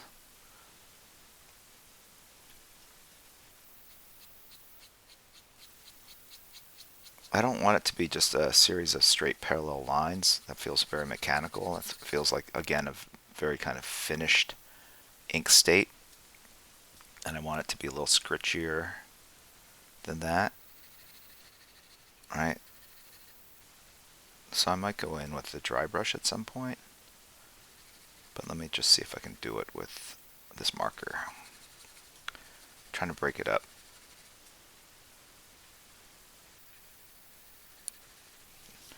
All right.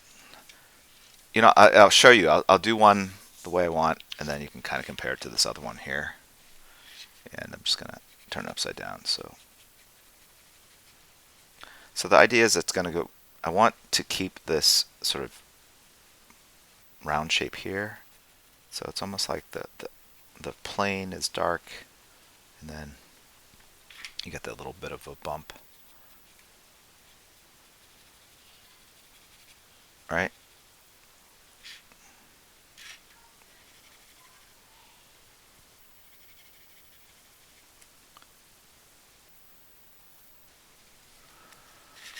Right? To compare the two, what are you feeling? I know all you guys are going left or right. I know you're all going to say right, right, right, right. That's fine. Damn you bastards. Um, but and the way I'm doing these lines is so this is the parallel line. I'm taking it and just moving it like five degrees over. I'm trying not to hit it just parallel, but I don't want to do it cross. I don't want to do a 90-degree angle because that will give me a very different kind of texture. So the idea is to darken it, make it gray without making it look very mechanical. Right? Does that make sense? And then here's the kind of mountains or the huts. And it gets darkest right before they emerge out of the darkness.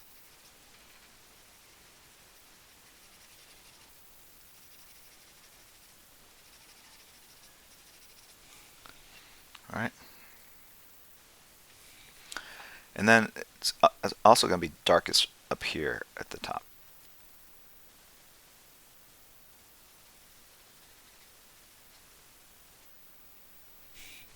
Okay. Getting close.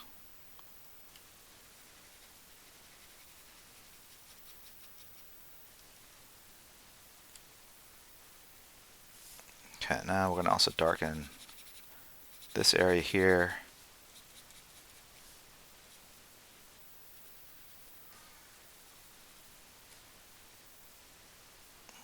The whole area that's white is going to be the palms. And the idea is that, you know, as the torso goes in towards the waist, it's in darkness. Okay. All right. Let's before I go and do the whiteout, let's go ahead and add the dark shadows.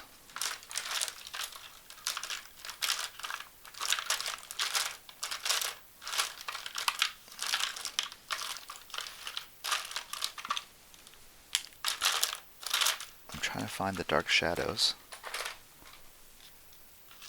I'm trying to find the pencil. What happened to the pencil?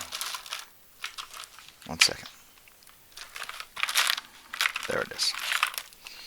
Okay, so this is a lead stick holder, and it allows me to create a intermediary gray. I don't do this for published work because gray doesn't really show up well. Right, everything should be pretty much black or white. That's why dry brush works so well. Like, it's approximation of gray using gets so fine. Like this is still all very black and white up here. It approximates gray because of the spacing of it, the density of the thin black lines. That's what I was trying to say. Okay, so yeah.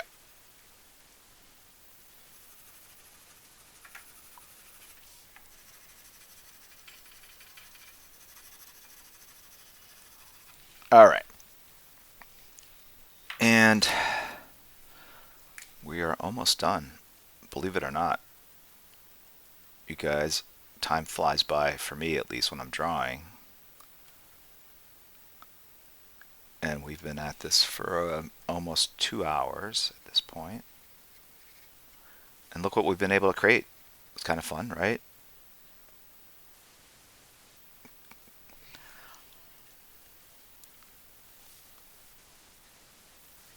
What's interesting to me, and only me probably, is that they say, what's the expression? Energy cannot be created or destroyed, right?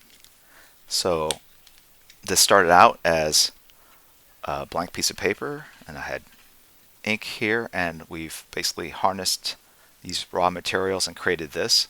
And I say we because we all were here. Our energy has been converted into this. So congratulations to everyone out there for helping make this happen. I know that sounds very new agey, but think about it. Where did this come from? Right? Converted white paper into something that now people will want to cherish, hopefully, and frame and maybe hang on to or sell and convert into real money. And I mean, what was destroyed to create this? Or what was converted? It had to have been the creative energy that was in my hand, head, brain, but also the collective energy that you guys brought. Right? No?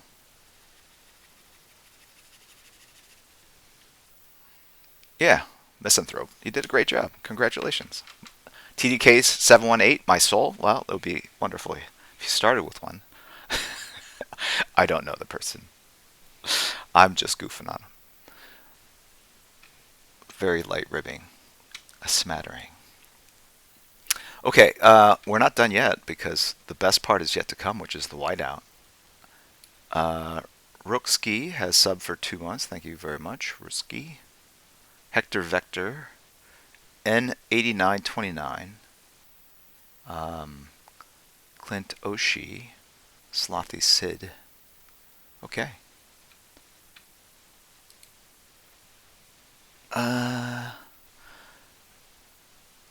Where did this come from if it did not?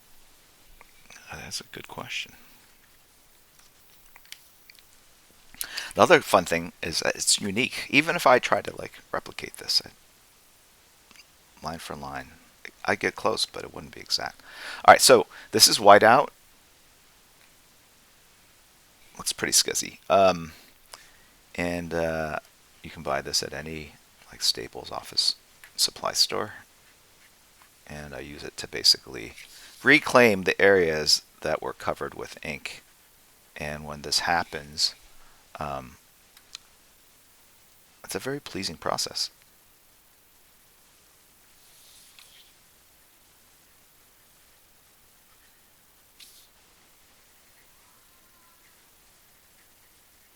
Okay.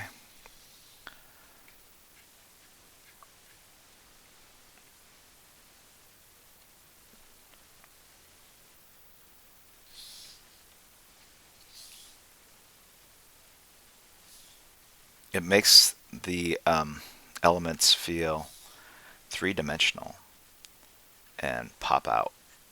And it also takes the ugly kind of black smears I've done, and it pushes it and makes it feel more like the background. Okay. And again, your results will vary, and it might take you a while to replicate this in a way that feels satisfying to you. But just remember, I've been doing this for 34 years. Almost out of art jail. Serving time.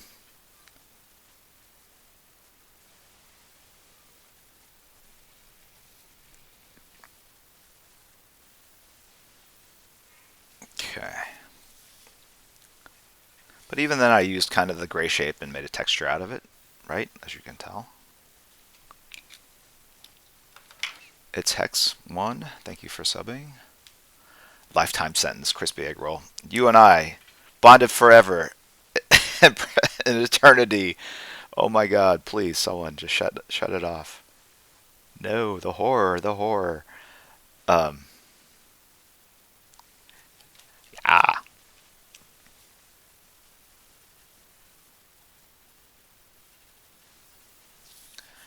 Okay, and now I'm doing the 90-degree angle. That gives me a really strong kind of gray tone, middle gray, right?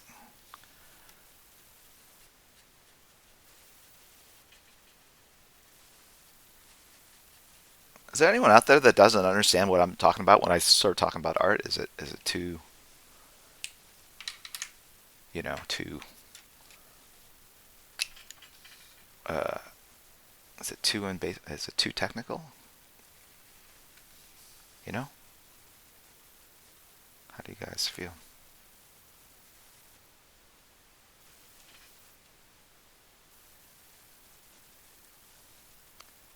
Too artsy? No, the talk, not the image. Needs to be more technical. Art is in the heart. Art, I love it. That feels very.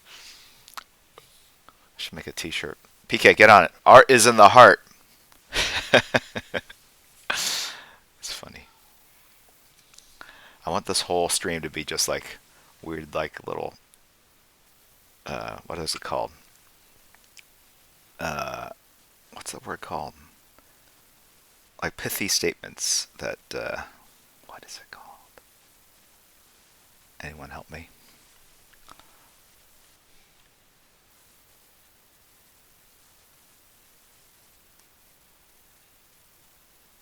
Okay. All right. Now,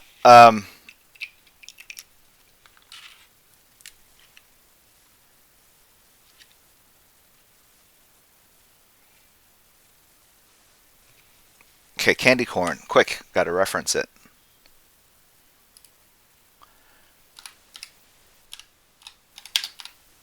If candy corn's so good, why aren't there like 2 or 3 other imitators, like, candy broccoli or candy asparagus? Like, hey, it's just as tasty as candy corn, but you get a giant stick of it.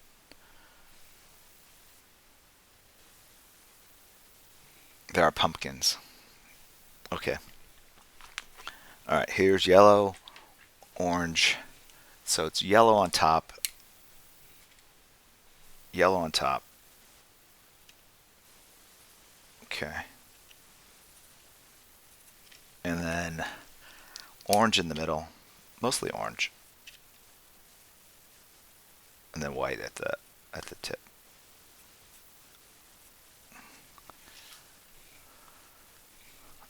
Can you see that? It's a little small. Okay, now I gotta finish it for all these.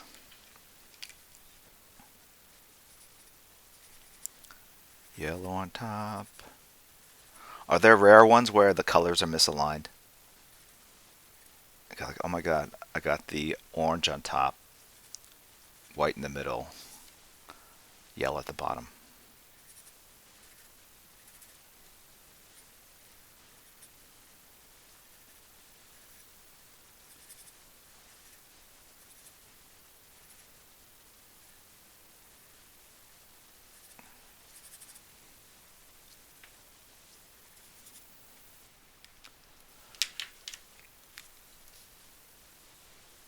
Those are on eBay, yes.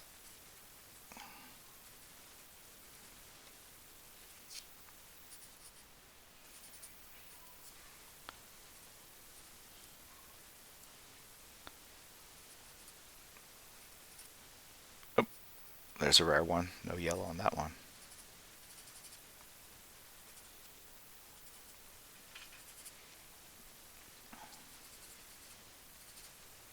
What is? Are you guys going out trick or treating? What's the consensus? I wish there was a way to do a like a straw poll quickly. Curious how many of you guys are actually going out to celebrate.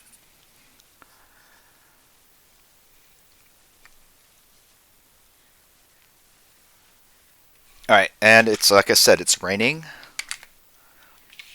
and so um,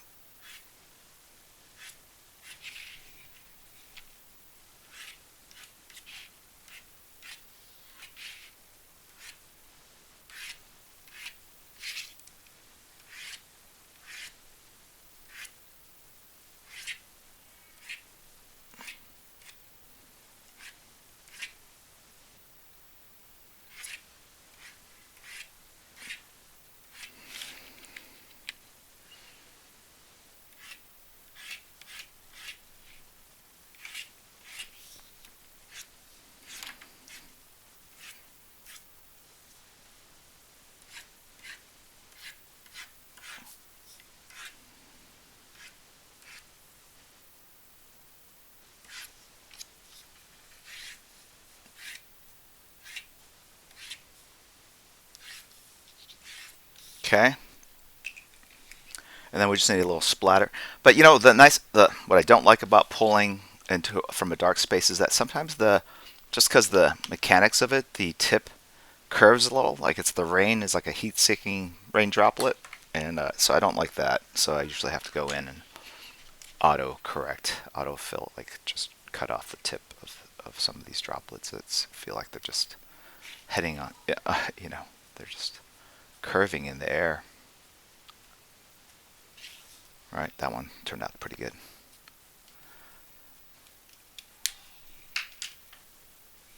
Right.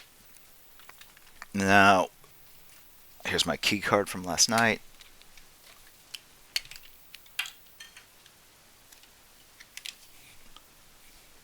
And most of the splatter is going to be around the top of the head, top of the shoulders. That's where the rain is like hitting the costume. Right.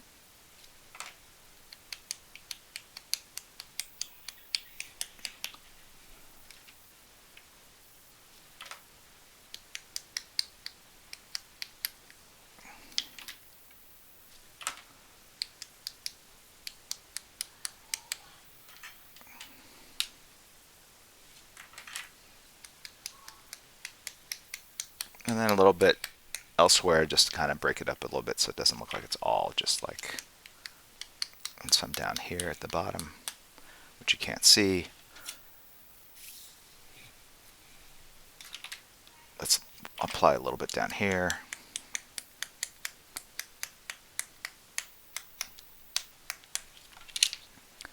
And let's go back up here. And add some, not as random. I'm trying to make it look random. All right. So 2.5 hour sketch just for fun. Happy Halloween, everyone. We're going to give this away. Let me just go ahead and this marker is down here. Okay, here we go.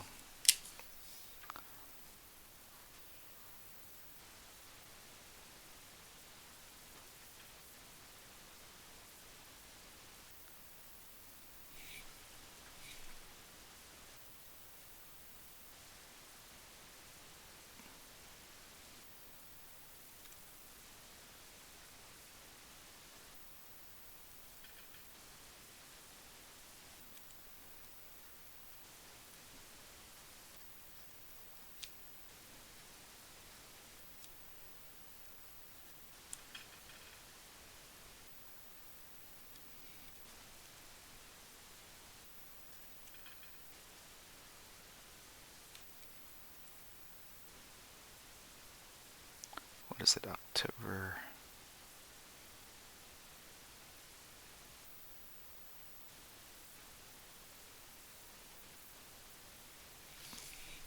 There we go. And we're not done yet. I just want to do one last thing.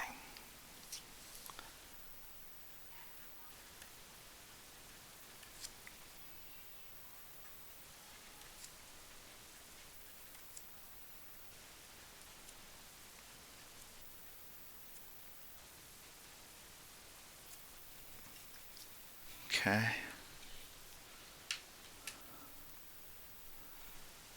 And maybe one more.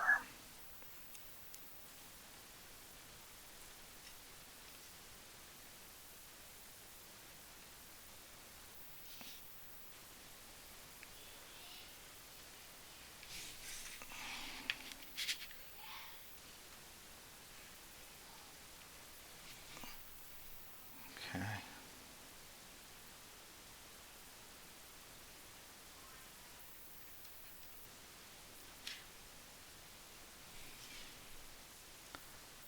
All right. Maybe one more stick up here. There we go.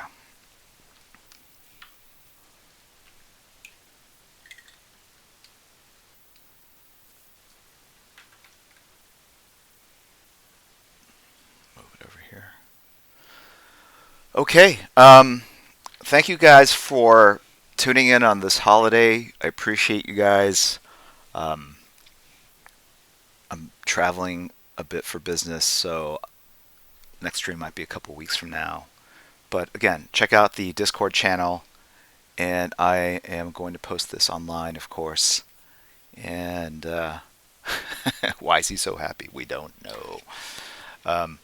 That looks like an outlier just by itself there, so that's, I'm going to add another, the bottom part of that H.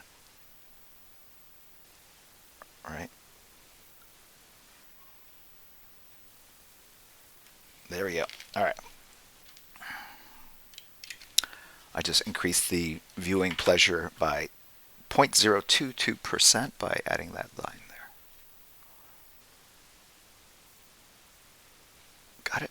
Okay. So we're going to give it away. Yes.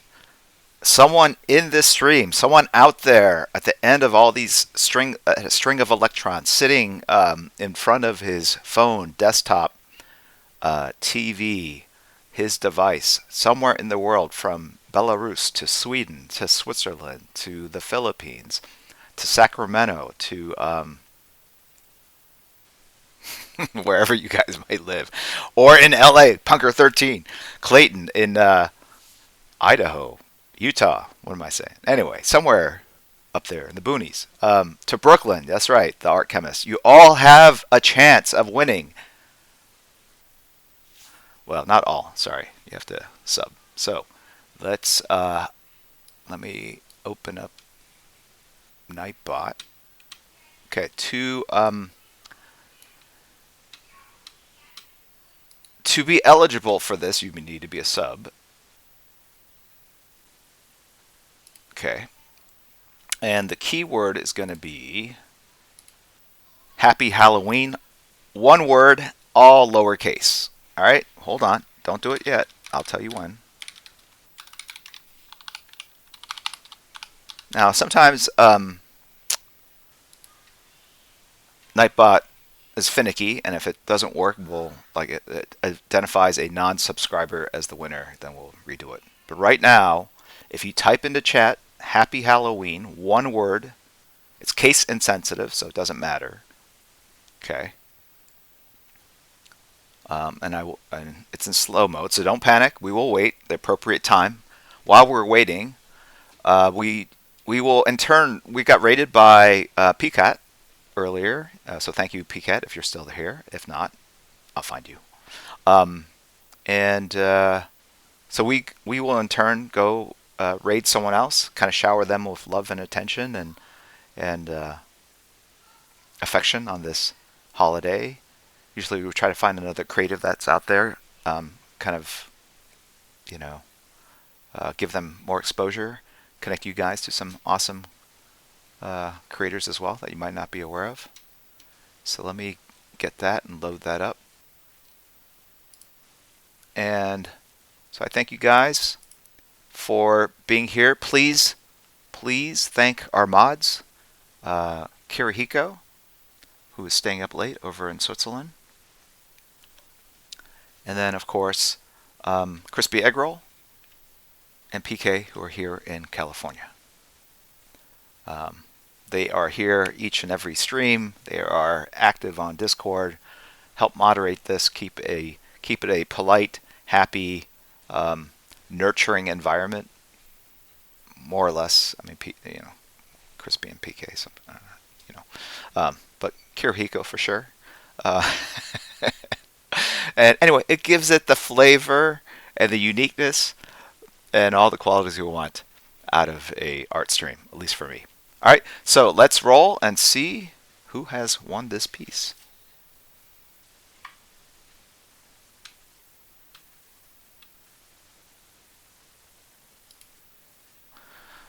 The winner is J Voda King TV. Are they a sub? I thought I picked sub only, but let's just make sure. Are they in chat? I don't see them. I could just tell by looking at their icon. Are they? Can anyone confirm? They've been following, but I don't think I see the sub.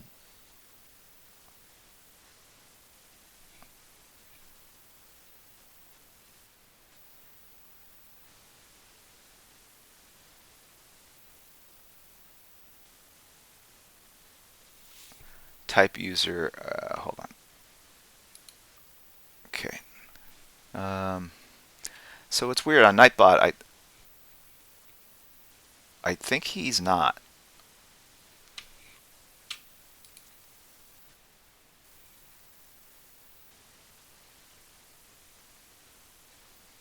Okay, let me try the slash. He's not a sub. I don't think so either, because it tells me if it is. All right, so that's weird because I specifically. Sorry about that, Jay. All right, we're going to roll again. It's so weird. Maybe it excluded subs. All right, hold on. I can't tell if, yeah, I think that, yes. Okay, this is right. Sorry, guys. Look, on Nightbot, it's not entirely clear to me if something is highlighted, whether it's inactive or non-active. Now I figured it out. Type in Happy Halloween, one word. I'll give you a couple minutes. Sorry, Jay. It wasn't meant to be. Have to be a sub. Okay, all right. We're gonna. I blame it on Nightbot. Nightbot has always been, not the best partner to the stream. I regularly pester it for a refund, and it's not so accommodating. Okay, here we go. Good luck to all.